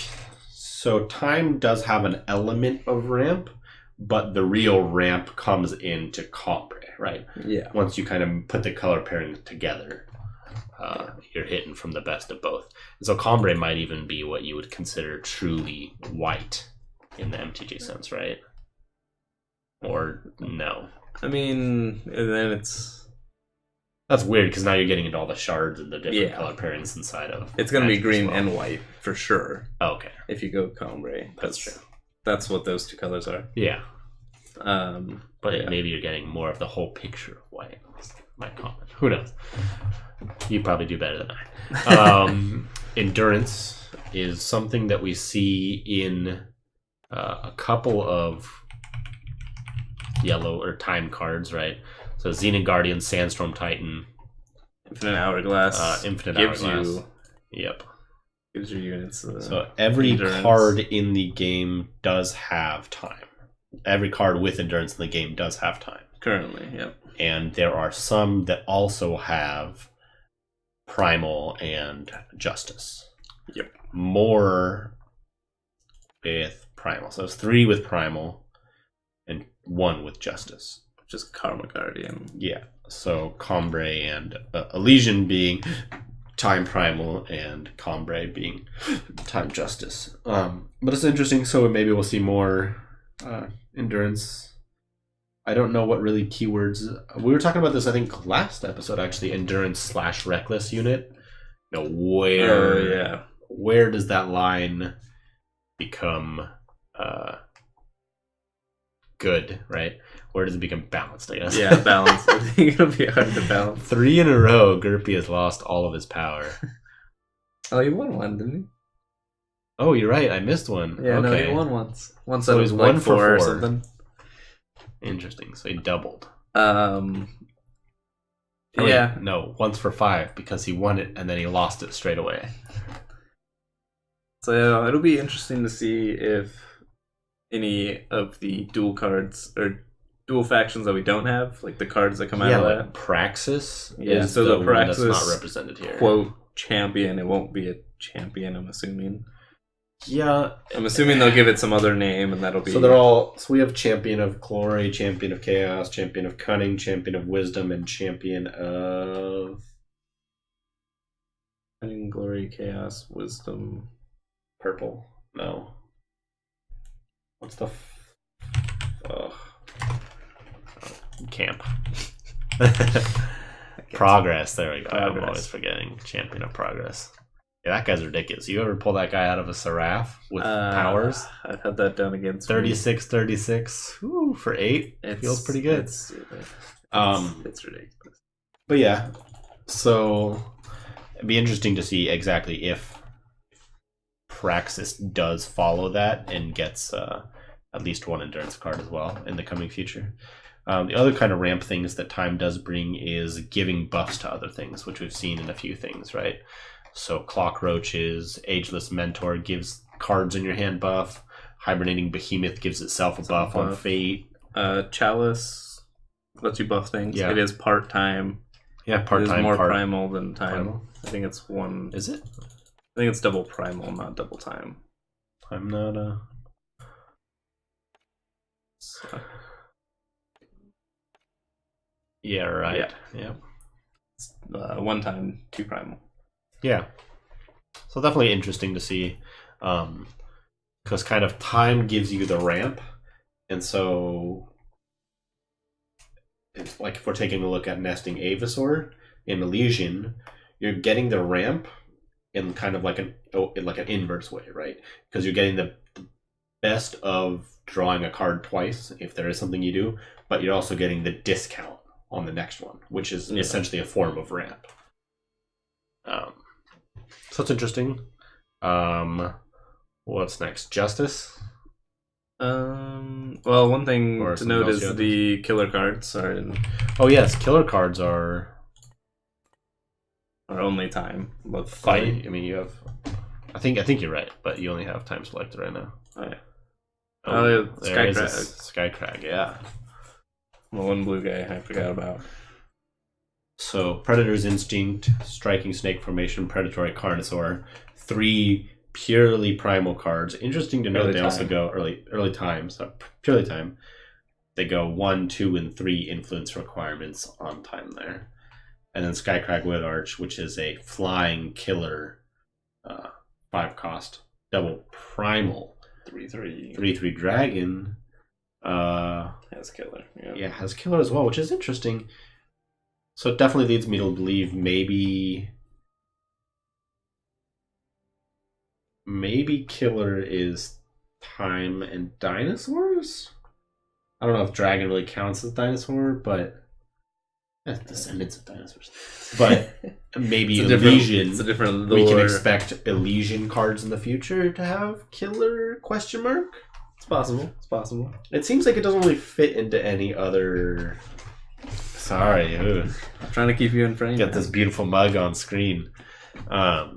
It seems like probably not going to see killer cards in Justice or Shadow. I don't like. It seems weird. Like those cards, they seem like they would fit in there, but because they are so aggro prevalent, giving them killer as well could be not so great. I don't know. Yeah, you definitely won't see them in Shadow, or I'd be pretty shocked if you saw them in Shadow, because Shadow is the like removal, right? So like, killer is the removal for time in some extent, right? It doesn't have a vanquish, a torch. Exactly, that's true. Right, so that is the removal, is the fight cards. It's got the fight cards and then the put this back in your hand, or pull mine back to my hand. Like tempo he plays. Yeah, as silence your card in your hand. Silence. It has those kind of things. It doesn't have strict removal like kill spells. So you normally don't mix those, right? Like those, exactly, yeah, for balancing reasons. Yeah, like that's the identity of time. Is it doesn't have the best removal, but it has the biggest creatures. Exactly. Whereas Shadow is like, I have the best removal, and then I have like things you don't want to swing into, like Steward that has deadly. Well, so time does have deadly on some cards too, which is an interesting thought. But yeah, they don't have any just cards that are like, this card's gone. Yeah.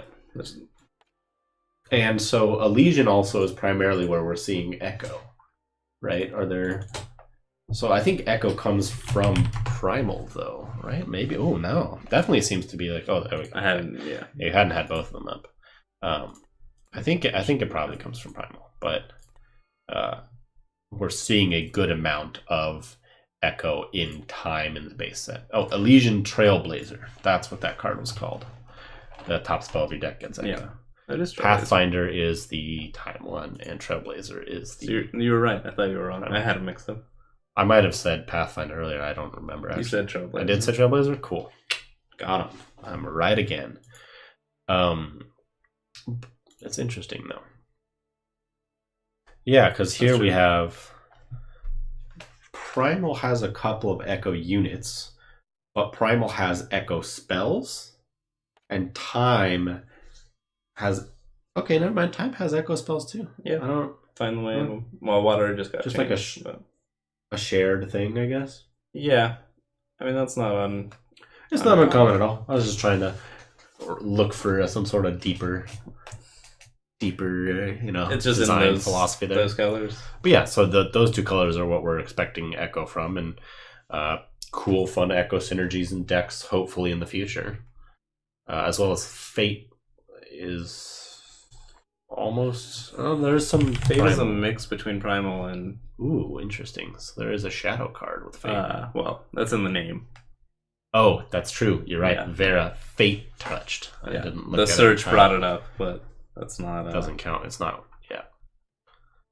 So there are 3 Primal Fate cards and 2 Time, and then 1 Nikto Trash Can, which is just every color. Yeah, I don't know if he's a trash can. But... Definitely she. You got me again. You know what? I don't know. It's dragons. I mean, do dragons really have? I'm sure they do. How do dragons procreate? Is it? They lay eggs. Spyro, man. You have to like collect eggs and stuff. Eggs. That's true. Anyway, that's very true. Asexual though. So that's another Elysian only thing so far is Fate. Yeah, exactly. It's been purely Elysian. Yeah. We'll look into some. I don't know if there's anything else that's. Yeah, no, I think we touched on most of the things there. What we got for Justice? So Justice seems to be when it's paired with Rakano, it's like a lot of aggro and stuff. War cries, yeah. But on its own, it's protect yourself, kill your opponent's creatures, or mess with your opponent's creatures, right? You have stuff like Detain, you've got stuff like Copperhall Bailiff. It did have, up until recently, it had the only board wipe. Harsh Rule. What's the other board wipe? Strain the Shadows. Pseudo. Yes, Pseudo board wipe. Generally a fairly reliable board wipe in many states. Yeah. And that's where I make the connection more to white, as white gets the board wipes that's true. In Magic. Exactly. Yeah. Green, from my knowledge, doesn't have board wipes. Exactly. Whereas white does. It has Planar Outbursts is currently in standard. Yeah. And so what we're seeing though with Justice here is that you're not necessarily doing direct damage either, like Time wasn't. Fire does a lot of Torch, 3 damage to your unit. But instead, makes it so that your unit has less attack and then they can trade favorably. Or their unit gets more attack and health or something. Right? Yeah. And lots of attachments, I think. I think green might be We can look at weapons. most attachment heavy? I'm not sure. I feel like it is. So red has a can you filter out the premiums? Yeah, there you go. So red Red's has got a little over a page. Time only has a few. Green has a page and a half, right? No, it's got it's a little one more or two more than fire. Yeah. Yeah. Primal only has 2. Shadow's got Shadow 7. has an okay amount. And then there's some shared ones. There's a bunch of shared, yeah. There's the common and uncommon. Oh, yeah. The common and uncommon neutrals. Neutral garbage. Spiked Hill, man. +1/+1, 0. I feel like Orange Shield should be the uncommon of the two of them. This is a 0 mana +1/+1. Look at that. That's trash. 0 mana, dude. +1/+1. Everything in this game is 0 mana. 0 power. Punch you in the face. This was my Sword of the Sky King. I remember the first time I saw someone play that against me, I almost died. Ooh, that's your premium legendary? Yeah, that was what I got. I still haven't even seen a premium legendary on my account. You didn't get to master last season. Oh yes, your master. I see what you're saying. That was my reward for master. Yeah. They're there, scrub. Yeah, I know. Scrub to dub. Time to start over. I think part of my problem is I've been hitting that playtime lull where I'm kind of the first season I was just playing this game 100% of the time every day. And now I've been wow, there's a bunch of other games I've been missing out on. And now I'm about to get back into the just play Eternal for a while. Because I've been playing a good amount. I probably play a draft every other day. Gerp lost again. Gerp loses again. 5 for 6. Armor. I think. Armor is or 1 for 6. Yeah, so armor, Warcry as well. Armor, Aegis, Warcry. There are some interesting empowers. I think there might be more in green. I'm not entirely certain of that claim, but there's quite a few empowers. There's definitely quite a few empowers. And I would say that I feel like Justice has more lopsided creatures in some cases. What do you mean? A lot of the times there's creatures that are very similar, they're one more or the other, but like 1/5 Auric Sentry or 0/3 Eager Owlet, but then it gets bonuses from something else. 1/3 Minotaur Grunt, where they have more discrepancy between the health and the attack power of the creatures. So we don't see that big of a shift in other ones, right? They're usually one of them's one above the other one. Normally not as far off. Or they're close, like Copper, yeah. There's a lot that are even, but there are definitely a few that are one or the other. I think we've covered the color pairings for green. We haven't covered Argenport or Huru at all in our talking. Yeah, the unsupported ones. The 2 unsupported. It's So, interesting looking Thanks at the for color the follow. Oh, Vandio1. Thank you for the follow. Thank you for the follow. We appreciate it. Feel free to watch or listen to this episode when we publish it tomorrow or Friday, but you have already earned not having to listen to it and getting thanks. You lose again? Very nice. But yeah.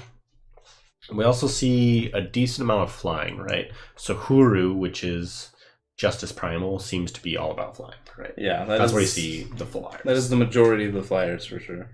You definitely, Green has a little bit of flying. I'd say probably, so Justice has some flying. Primal's probably got the biggest share of flying. And then Feln takes some flying as well. But I'm not sure Purple, does Purple have any pure flyers? The Scavenging Vulture, I guess, Vulture, is a flyer. There's a few Blood scattered Beetle. throughout. But it doesn't. Same thing with like fire. It doesn't just seem like a some dragon. I think everyone That's has true. like a dragon. That's true. They have like one flyer at least. It'd be really cool to see Slum Rainstone gives you at some point in the future, because I know the combined universe of this game, Clank is actually set in the same universe, I believe, as Nyctotraction is in that game. Oh, I don't remember. Yeah, I haven't looked into that. But be interesting to see if there ever becomes like an RPG or something in this Another universe. in this universe, other genre games that we can consume. So I feel like that's something that Magic. I don't know of any games that Magic has really done outside of that. There was a really old one that I know Alex has talked about before. I mean, Alex and I think we're playing it a little bit where you're walking around, but you're still playing Magic in the game, right? Yeah, I think so. Yeah. If we're talking about the same game, that's, yeah. Yeah. So I think they're trying to expand that some. They do have the like Bejeweled Magic game. I can't think of the name of it. Bejeweled? Yeah. Where you're just like... Where you match up the things, yeah. Okay. But you have to match up mana symbols, and then Interesting. you play cards based on like the mana symbols you match up, and Not necessarily where I was going here, but yeah. yeah, no, but I'd love- it yeah. does expand. It does expand on that. It expands some of the stories. Like each, like there's a campaign within that, and you Yeah. like go through the storyline. Exactly. Um, Like, it'd be really cool, though, to like follow, yeah, I think the they pathway of one person or something. just don't need to, right? They definitely don't need to. They make so I much just- money. They're like, I don't care. I think they make so much money, but I feel like they definitely could make more if they wanted to, right? And it's interesting to me because I mean, they literally print money. yeah, it's, Literally, they put cardboard and it's money. yeah, it's pretty amazing. Well, it's funny because so many of their cards are not worth anything, right? Oh yeah, they make a lot of Commons commons. and uncommons are generally. I have drawers full Yeah. of commons that are not worth anything. All and right. then, there's plenty of other cards that are worth a lot of money. There's a modern deck sitting in here that's worth some money. Yeah. You didn't sell that one? Oh, you didn't have it with you, probably. I bought most of it, so it wasn't part of our collection. Ah, I see. The key pieces, at least. Some of it is still ours. Fair enough. Yeah. But so back to the card analysis that we're taking a look down. Primal, what we've talked about, has got a lot of stuff, right?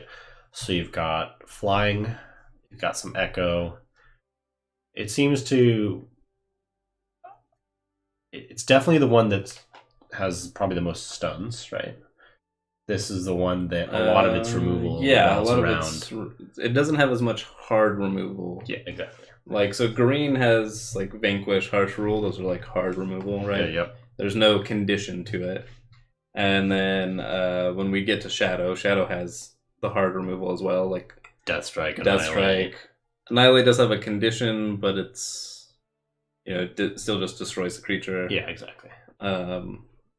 Where Primal has the like permafrost kind of thing. Like Geral's Frostkin that just stuns them Yeah. for 2 turns or whatever. So that is true. It doesn't have, and then it has the removal that's like lightning strike, the deal damage removals. So those aren't guaranteed. Yeah, it's conditional that they have to attack you. Yeah, they have to attack you. They have to be below 2 or 2 or less kind of thing. I think blue is where we're starting to see discard synergies as well, right? Yeah, blue. There's a few discard synergies. So you it's have the most to draw and discard, right? So it's the most pure interaction with your deck. Yeah. Which, I think that shares with Magic, right? Yeah. You get the... And it has some interaction with your opponent's deck, which we see a lot of in Shadow. Right, so Rain of Frogs. Yeah, so it does Rain of Frogs. Messing with the hand into the... Rain of Frogs is a fun card. Rain of Frogs is an amazing card. It has the transmorphine stuff. Yeah. So I don't know if any other color has that kind of stuff. So it has like Unstable Form, which is amazing. Yeah. It has Polymorph. It has Dinomancer. It has the new Tyrannize. The only one that, we talked about this earlier, is kind of like the Slumbering Stone, right? It kind of is in this... It doesn't necessarily transform the unit actually, because you still get Slumbering Stone in your graveyard and stuff. But the idea is kind of thematically similar. Yeah. Not necessarily the execution, though. But so there's tons of flying here, and a little bit of infiltrate. Tons of flying, some infiltrate. And some echo and some fate. Yep. As well as exhaust. This seems to be one of the ones where we're seeing things where you can exhaust something to do something, right? That's true. You do have the... Well, some of those are in dual colors, right? Some of them are in dual colors, but like we're seeing a couple pure ones here where it's like Icebreaker. I love Icebreaker. The Explorer, I think at the beginning, right? Is he an Explorer? No, Storyteller. Storyteller is and then there's the Lightning Strike Girl, which I didn't Stormcaller the other day. Somebody put this down, and then they put the purple weapon, the 1/1 with gives it deadly. Yep. And then it gives it a Stormcaller deadly ping, and it's just... I was so tilted. I had like some big dude, and I was like, this guy just like Stormcaller into that, and I just died, and I was just like, ah! Yeah, those things work the same as they do in like Magic. So if the source has deadly, if the unit itself, the source has the deadly or whatever, it gets that quality. So you can do one thing that a lot of people missed when they were playing Xenon Killers is if you put what's the weapon that gives Last you word? No. The 3 mana like 1/+1/+0 when you infiltrate, you get like a 5-drop. Beastcaller's Amulet? Yeah. So you can put Amulet on Argenport Instigator and you kill one of their creatures. Oh yeah, exactly. It triggers the Beastcaller's Amulet because the Argenport does the 1 damage to your opponent. And it also works if you swing into an opponent's unit and that unit dies, as long as your Instigator doesn't die. Yeah. Because the Instigator is the source of the damage, so it counts for infiltrate procs, just like the weapon that summoned the unit does 3 damage. Yeah. Counts for infiltrate procs. Those ones are fun. Making your Stormcaller deadly is... I was so mad. Yeah. I was just like, are you joking? I've done that once in Magic. In BFZ, I think there was a weapon that gave deadly that you never played. But the like rare time you did was when you got this other green unit or something that could like deal damage, and you're just mowing people down. You like tap, kill a guy, tap, kill a guy. It's dirty. It'll also be interesting to see if we ever get a card that is like, like a relic that you put on yourself. So I don't think blue really has that many relics you put on yourself, right? You have the staff. That's pretty much the only one. But so Time has a few that you put on yourself that aren't weapons, right? Okay, so it does. So you got Crystalline Chalice and Cauldron. And I have Winter. Oh, yeah. But so like an interesting one would be something like when you transform a unit, it gets +1 as well on top. So like... Yeah, okay, yeah, I can see that. So like when you unstable form something into an Idol of Destran, it doesn't die anymore. Now it's a 1/1. Well, first off, you just don't do that and you're good to go. Yeah, that's true, but... I had unstable form in draft yesterday. I was trying to push draft to get to... I don't play it enough, so I was trying to push to diamond. And I unstable formed, I don't know, like a Geralt twice. And I ended up getting like a Champion of Cunning. And I'm just like, nope, okay. Like, I'll just leave it there. gross. It's like I was gonna keep it going, but no, that's good. That's and I was disgusting. infelled, so Yeah, Alex got one that It was was dirty. active when he upgraded it, and his opponent just conceded. yeah, no, that's dirty. But yeah, and so the color pairings for blue, the supported that we have so far are Elysian, which we've talked about extensively, and Feln. We haven't talked about too much, but Feln is where you're starting to see a lot of infiltrates, because Shadow has a lot of infiltrate, and Primal's got some. So we're looking for more of that. It'll be interesting to see what all the new dual color thing, or dual influence. It'll also be are. interesting to see if they ever move to a triple colors.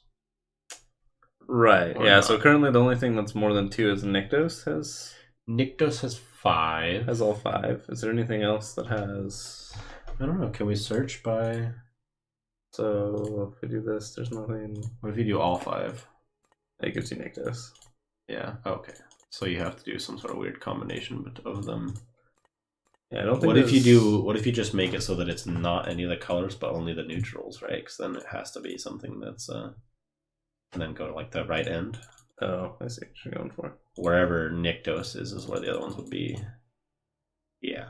Yeah, he's So, yeah. only. So there's only more than we dual. have, the only more than dual. She. Did you say she? I just said it. Oh, okay. Dang it! I wanted to get a number 3 correct in there.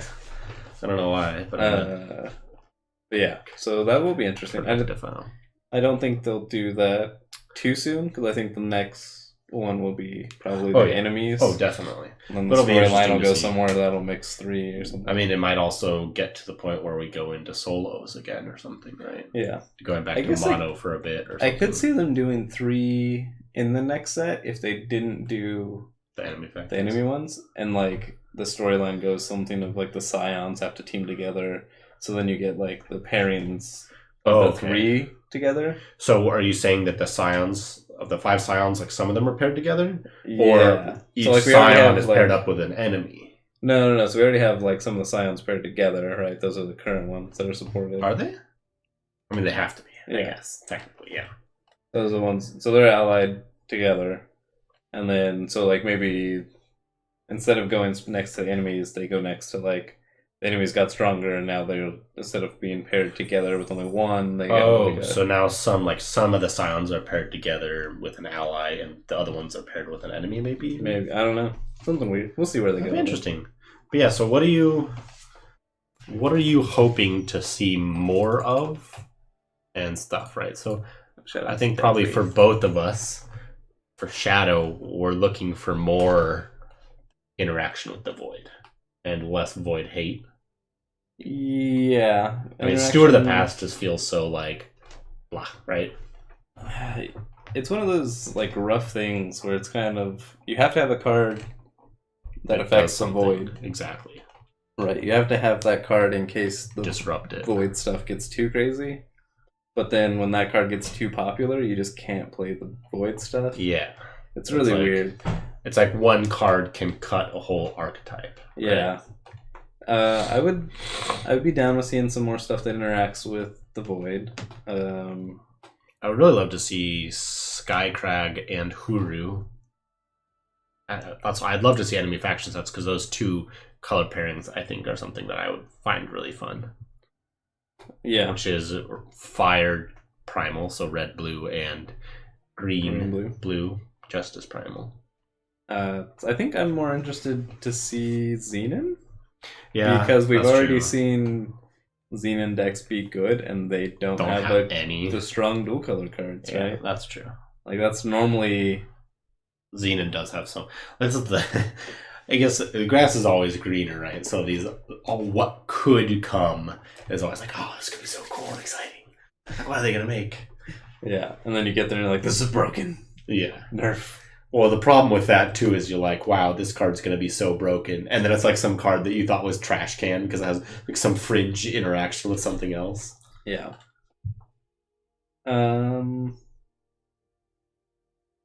What else do I want to see out of purple? I don't know. I'd love to see. just buff to a witching hour somehow, whether it's making the units just better that come out of it, or maybe giving one of them charge or something. I don't know. Not that charge really fits into Shadow, but it just seems like such a weird card. Like, by the time you get to cast it, you're at turn 12, right? No, dude. See, you're missing how you're supposed to play this card. You're supposed to cast Witching Hour on turn 6. Ow. For free. With Ow. Herald. After you discard Witching Hour. Well, so that's totally fair. Yeah, if you can get that, but that requires you to be able to get something into your void more easily. Blind Storyteller. Herald Song, man. Yeah, that makes Herald Song good, potentially, but... I know this deck would be bad, but I've been wanting to make one that plays like Witching Hour and Whisper in the Void. And yeah, my problem with Whispers in the Void is you have to cast it and then you cast it Tormentor for gets free. That's true. Boom. If you have multiple Tormentors, they each summon Spitelings every turn? Pretty sure. And so what happens if you have a board full of Spitelings? Do they just instantly sack to do 1 damage to your opponent, or they just don't even show up? So the way I've seen it work so far is they just don't show up. That's So like in the Brim Volt deck that I was talking about a little bit earlier, where you have all the minions and stuff, all the like Grenadin guys. What is the text on Tormentor? Sorry, go ahead. Oh, that's fine. I had like a almost full board. I only had 2 slots open, and I played Scrap Tank. Okay. And I got Scrap Tank and one of the 2 that Scrap Tank makes, and the other one just didn't show up, and it didn't die. What's the text on Scrap Tank, though? Can we take a look at that? Because Tormentor does read play a 1/1 Spiteling, which might make that interaction, whether or not it works that way, different. Play 2. It says play 2. Interesting. Yeah. Yes, that seems inconsistent with my knowledge on the way that the word play, right? Because does Great Parliament also say play, or is that summon? I don't know. This is play. Play. Seraph. Play. Yeah, so I guess that, and they all that work is, the same way. they all work the same way, but it seems weird. Right? It does seem weird to me that, you know, you don't get the choice. So normally if you have a full board and you go to play a minion or a unit, you get to choose like which other unit you want to sacrifice that's on your board. Yeah, exactly. And it kind of takes that unit's place. But whenever you like quote get to play one for free, it doesn't work that way. Whenever you get to play something that's not coming from your hand. Whenever you're playing something that's not a unit from your hand or from an ability from something else, it doesn't work that way, right? So if you play a unit from your hand, then you get to sacrifice. But if you play a card, like a spell that plays units, you don't. Yeah. Like Seraph, you don't even have the option to waste 8 power, right? Yeah, no, you can't even do the activator. Yeah. That's true. Which is interesting because that's weird because you can Great Parliament with a full board and get nothing, which seems kind of weird. Yeah. Right. And I mean, I can totally understand why they wouldn't let you Scrap Tank and just kill those 2 guys for free. But I don't know. It would be really interesting if there ever was a Tormentor deck where you have like 4 or 5 Tormentors in your Void and you just get them there and then you're just sitting there like blop, blop, blop, blop, blop, blop, blop, and then your opponent stewards in the past and you concede. But yeah, that'd be a fun deck to play in casual.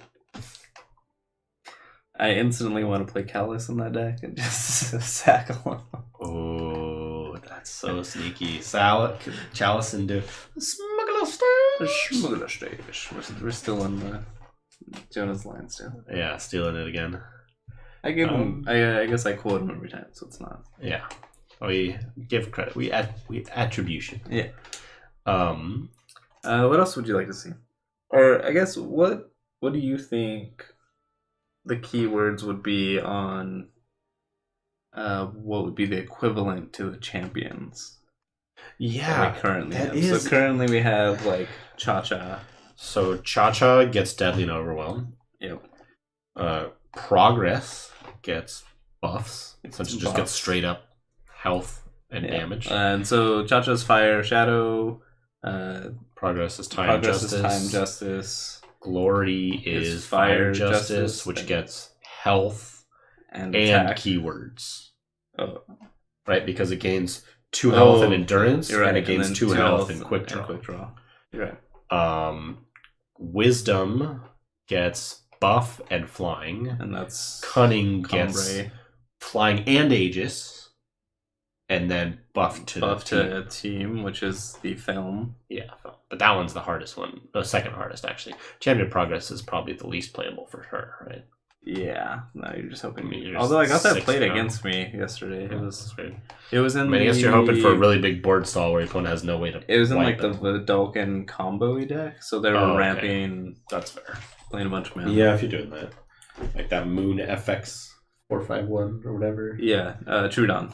Trudon, yeah, that's. I found out he's now a friend of mine. Oh, hey, look at that! I played against him today, and is he on the top 100 right now? I mean, how many masters are there? There's probably there weren't any last I checked. There was one earlier. Somebody posted that he was master. Oh, so Iliac's now. Okay, Iliac, of course. And Diesel posted because he was the first one. Iliac's a madman, though. That guy just. Yeah, I mean he's been streaming all day. He's so good and plays just so much. Yeah, it's crazy. He was so far ahead of everybody at the end of last season. Did you see that shit post at the end of in one of the top posts on Reddit today? They were like talking about like kind of like a Xenon Riders deck that they had made, and they were like, and you know you can include a Xenon Obelisk if you want Iliac to concede out of a heart attack or something. I was like, it was really funny. Yeah. So. So the champions, the anti-champions. Yeah, the equivalents in the What opposite. would they get? So you'd have, let's go Praxis, which is fire, time. I'd like to see Endurance Overwhelm, maybe. Endurance Overwhelm? Okay. That could be interesting. I could see Endurance Overwhelm. I think one with Killer would be interesting. Killer Overwhelm could be interesting too, right? Right. Kind of like... or it could... What's his face? The one that comes back from the Dawnwalker? Yeah. It could be like Quick Draw. It definitely could be Quick Draw. Red is... We didn't talk about that at all, but Red is like Quick Draw City. Yeah. What else could Time give besides Endurance? Time, as we talked about... Oh, that would be the killer side. Gives... It could be Echo, but... I feel like Echo's just too far away from Fire. Yeah. I think probably more likely to get Killer or... What about maybe even like a Power Surge? To go real crazy. Okay. I can see that.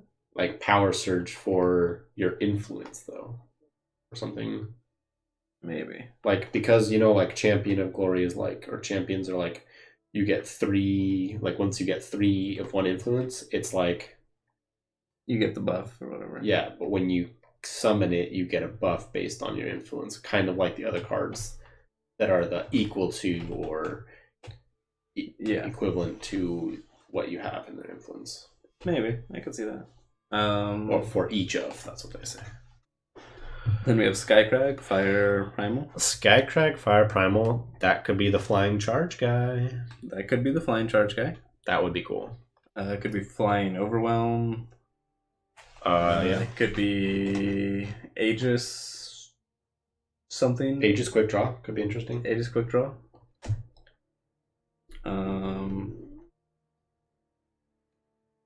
What else is blue? That could be the Echo one.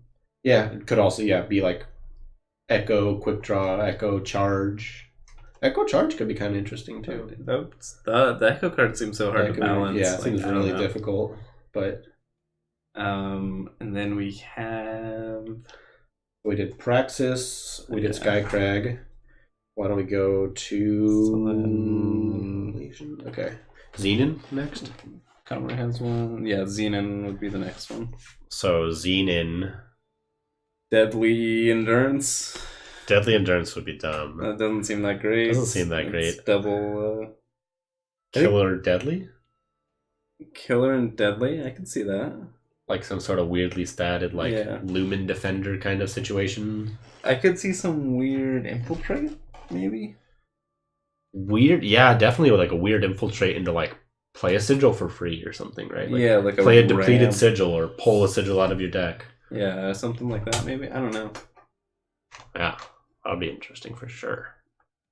It does seem like Shadow has the weirder, right? Because like Champion of Cunning gives you Champion of Cunning gives you a weird effect. Right? It gives you flying and Aegis. So that's 2 That's in the one. primal side. That's the primal side. And then you're getting buff your whole field. Yeah, for the To shadow, the side. And it's... But he is one of the more expensive champions and more Prohibitive, influence requirement. So we did Xenon. So next up we have Argenport. No, Huru. Sorry. I went like out first. Yeah. I'm doing So high school flying math. Aegis. First, outer, inner, last. Foiling all over again. Flying Aegis. I've already seen that. But we can right? have one of those. Maybe something that's like That could be a different loot. empower your flyers, maybe. Kind of like Shadow has that weird one. Like Okay. it could be like the more expensive one where it's a flyer itself, but you know, like once you hit the requirements, now every time you play a power, you're empowering your flyers or something. Yeah. This one could also have Warcry, I guess. It could have Warcry from the green On side, the green side. flying is also kind of green. Endurance is kind of green. It'd be interesting. I mean, so green or red could have like once you hit a requirement, you get to play a weapon on something, right? Pull a weapon out of my butt and put it on somebody else. Yeah, play weapon could happen from one of those. I don't know. Or even some sort of like That's the last one. so that's Argenport. 3. Argenport's Argenport's the the last one. Yeah. Argenport. So that's like Some sort Deadly Aegis. yeah, something really weird. It would almost be cool if they had it so that you didn't get any effect until both were satisfied, right? But you'd have a crazier effect. You'd have a crazier effect, right? So you'd have 3 Justice and 3 Shadow, but like your opponent's board just has like -2 health or something, and something else. I don't even know. That might already be strong enough. Who knows? Yeah, I don't know. Or like this unit doesn't die to sack, or like when this unit dies to sack effects, it regenerates or something, right? Which is like a little bit from the Shadow and then also from the Justice. Okay, yeah. Some other void interaction with purple could be cool, yeah. Yeah. Something like that. Where like, What if we had like a... Man, that'd be hard to actually get to be playable. Something that would die and then like have like a dark returny effect. yeah, I was just thinking about that too, right? Like Dark Return a creature for free or something. Yeah. Like when this dies, you can play something from your void for free to like swap places, maybe. Yeah, I don't know. Too crazy. I don't know. That'd be interesting to see for sure. Yeah, well, there definitely could be some awesome stuff going on. But I think that kind of sums it up for me. You have anything else you want to add? No. They all have their own identities, and I'm looking interested to forward to new stuff, I should say. Yeah. We're running on month 4 of open beta. We have set 1, the Empty Throne, and set 1.5 question mark Jack's Bounty. Not really a set, like but expansion 1. Expansion 1 to set 1. Yeah. However you want to call it. Adventure 1 maybe. Extra campaign or something. Yeah. I don't know. Exactly. You get to it from the campaign. You get 16 cards, so it's definitely not nearly close to as big as the original set is. But I am very excited for set 2. And do you expect we're going to get it with launch? Like how long? What do you have any thoughts about how far away launch is? I guess we can talk about that really quickly before we finish up. How far away launch is? I think we're getting close, right? I feel like once we get voice lines, we're really close. See, I don't. For me, the way I'm thinking of it being close is like we're seeing, sure, the meta might get a little stale with like Armory being played a lot or Stone Scar being played a lot. Yeah. But we're still seeing new decks as well pop up. I mean, Seed and Riders. And like a lot of things are viable. It's not like, oh, you have to play Stone Scar. I think people fall into the mindset that you have to play one of the big decks. But really, there's a lot of viable decks. There are a lot of viable decks. And it's in a wide range, right? They're not all mid-range. Well, and it's always, depending on the time of day and the day of the week and what week it is, it's changing. Yeah, so I think that's a great sign, right? Like it's and anything's viable. It seems to be very well balanced so far. The community is growing. There's like more people playing all the time. I think Jack's Bounty hit a pretty big peak. Yeah. Now we're seeing about 1,700 players a day. Personalities, right? Like we're getting more people. RG Eternal's growing, and but other partnerships, right? Like partnerships, Pojo. Or Rhino was the first. Yeah, I've been Twitch Prime for Pojo. Pojo has one now. Jonah is getting his soon. He's been accepted. It's not up yet. Yeah, it has. But he got accepted. I think people like Trudon are probably pretty close. Yeah. Like every morning I'm watching him and he has 100 plus like people or in that realm. Like it's crazy to think about how much this game has grown when Direwolf Digital has spent not a single dollar on advertising. Yeah. Right? There's nothing. It's like a lot of word of mouth, I think. A lot of word of mouth. And I mean, you heard about it from someone when open beta started. And we just got on it. So I heard about it from I mean, they do have they do have some of big streamers like streaming it, right? Like Amaz and I don't know. I doubt they paid them. Maybe they did. Who knows? Crap. What is Kibler? Kibler, yeah. So I heard it from Kibler. Like he was the one. That's fair. Or him or Hoagland. One of those Hoagland, two were the stream that I was watching and they started playing this. And I'm like, oh, this looks great. And then I told Alex and I was like, I'm in. And, you know. That's what Alex has been waiting for 3 years. Some of them are involved or were involved. So Kibler is a console designer, consultant. A consultant, to card design, I believe. And if you don't know who Brian Kibler is, he's an ex Magic Pro. He is now known for the Dragon Army of Hearthstone, but he is a Hall of Famer in Magic. Yeah. So he has a. I really enjoy watching his videos on YouTube for Hearthstone, mostly because he just picks a good game that he liked, and then he puts like some sort of orchestral music. And then right when you get into the climax is when the orchestral music ends and has its big climax. Yeah. I don't know. It just works really well. And he's got a very cute dog, too. So. Yeah. He plays dragons. I like dragons. Yeah. Dragon's Priest. And so I know he was part of it. I don't know if Hoagland was a part of it or if he just plays a lot of card games. Yeah. That guy's always. But then you have like LSV and you have like tons of other people that are involved in development. Yeah. Well, regardless of how big they're known on like streaming or anything. Yeah, I mean, LSV pulls a lot of people, but he's also a huge Magic person. Yeah.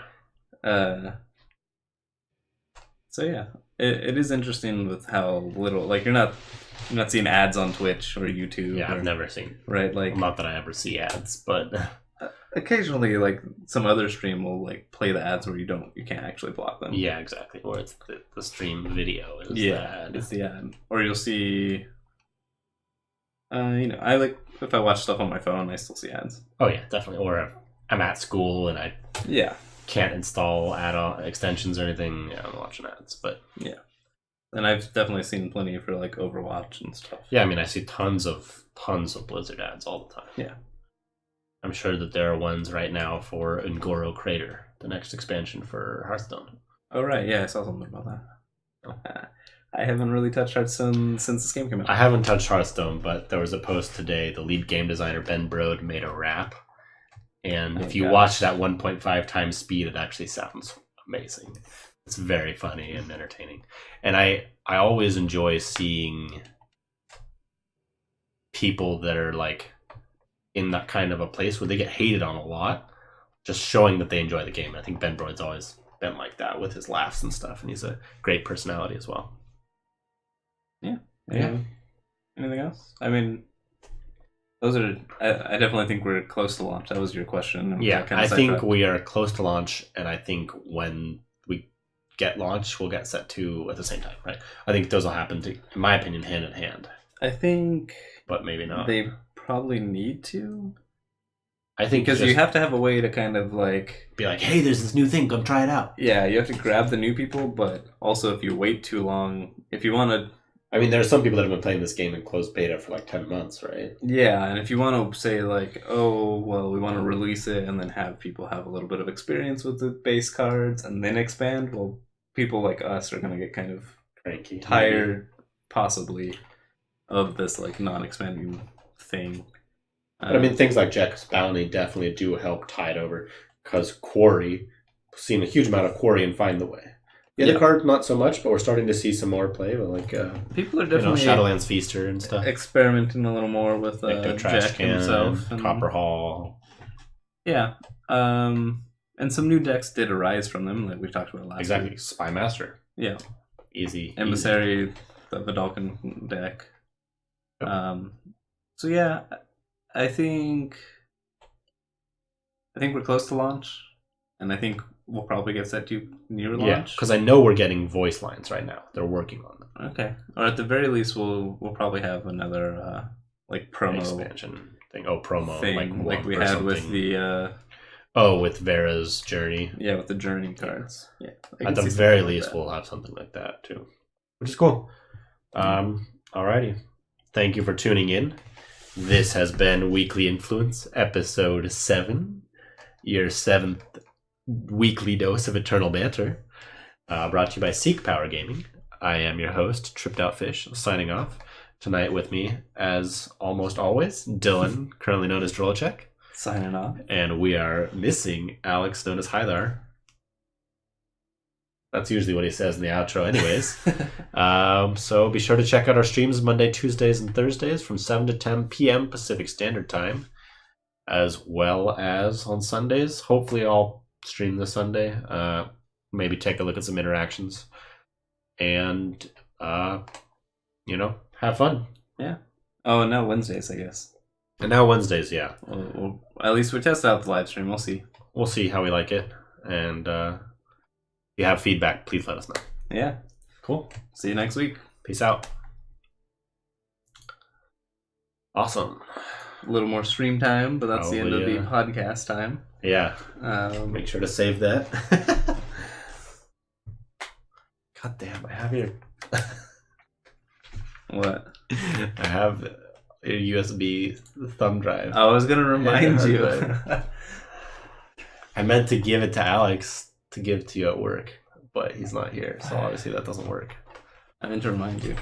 Oh, Jesus. What time is it? Jesus. 10:12. It's not that bad. I can upload it. I'll still be up for a while. Oh.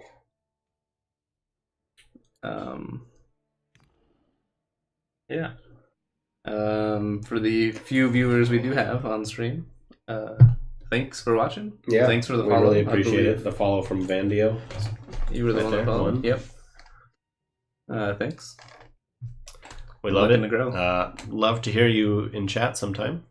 Love to see you on our streams often if you tune in. We really do appreciate you tuning in and listening. And if you like what you've seen on here tonight, as I said before, you don't have to listen to tonight's episode. But if you want to listen to episodes in the future, and we have 6 previous episodes, we'd love for you to check them out at seekpowergaming.com or on any podcast distributor that we know of. If you find one that you can't find us at, send me a message however you think you can, and I will find that message. Either through my account, Tripped Out Fish on Reddit, my account, Tripped Out Fish on Twitch, the Seek Power Gaming accounts on Reddit, or the website, Reddit post comments. You can tweet us. Tweet us. Could send an email to us if you really wanted to. There are ways to talk to any of us, and if you get one of us, you pretty much get all of us, because we will generally in constant communication. Yeah. Thank you. Yeah. Thank you. Glad to hear from you. Anything else you want to do tonight, or? Not on stream at least. Okay. I want to talk to you something after. But... Okay, cool. Sounds good to me. Thanks for joining. Peace out. Peace out. See you next week or next stream. Next stream? Oh, yeah. Who's streaming tomorrow? Alex is on Nobody's vacation. streaming right now. I could pick. I'll have to talk to Ben. Maybe I'll be able to pick up tomorrow. Yeah, I might be able to. I don't know. Anyways, see you next time. Thanks for joining.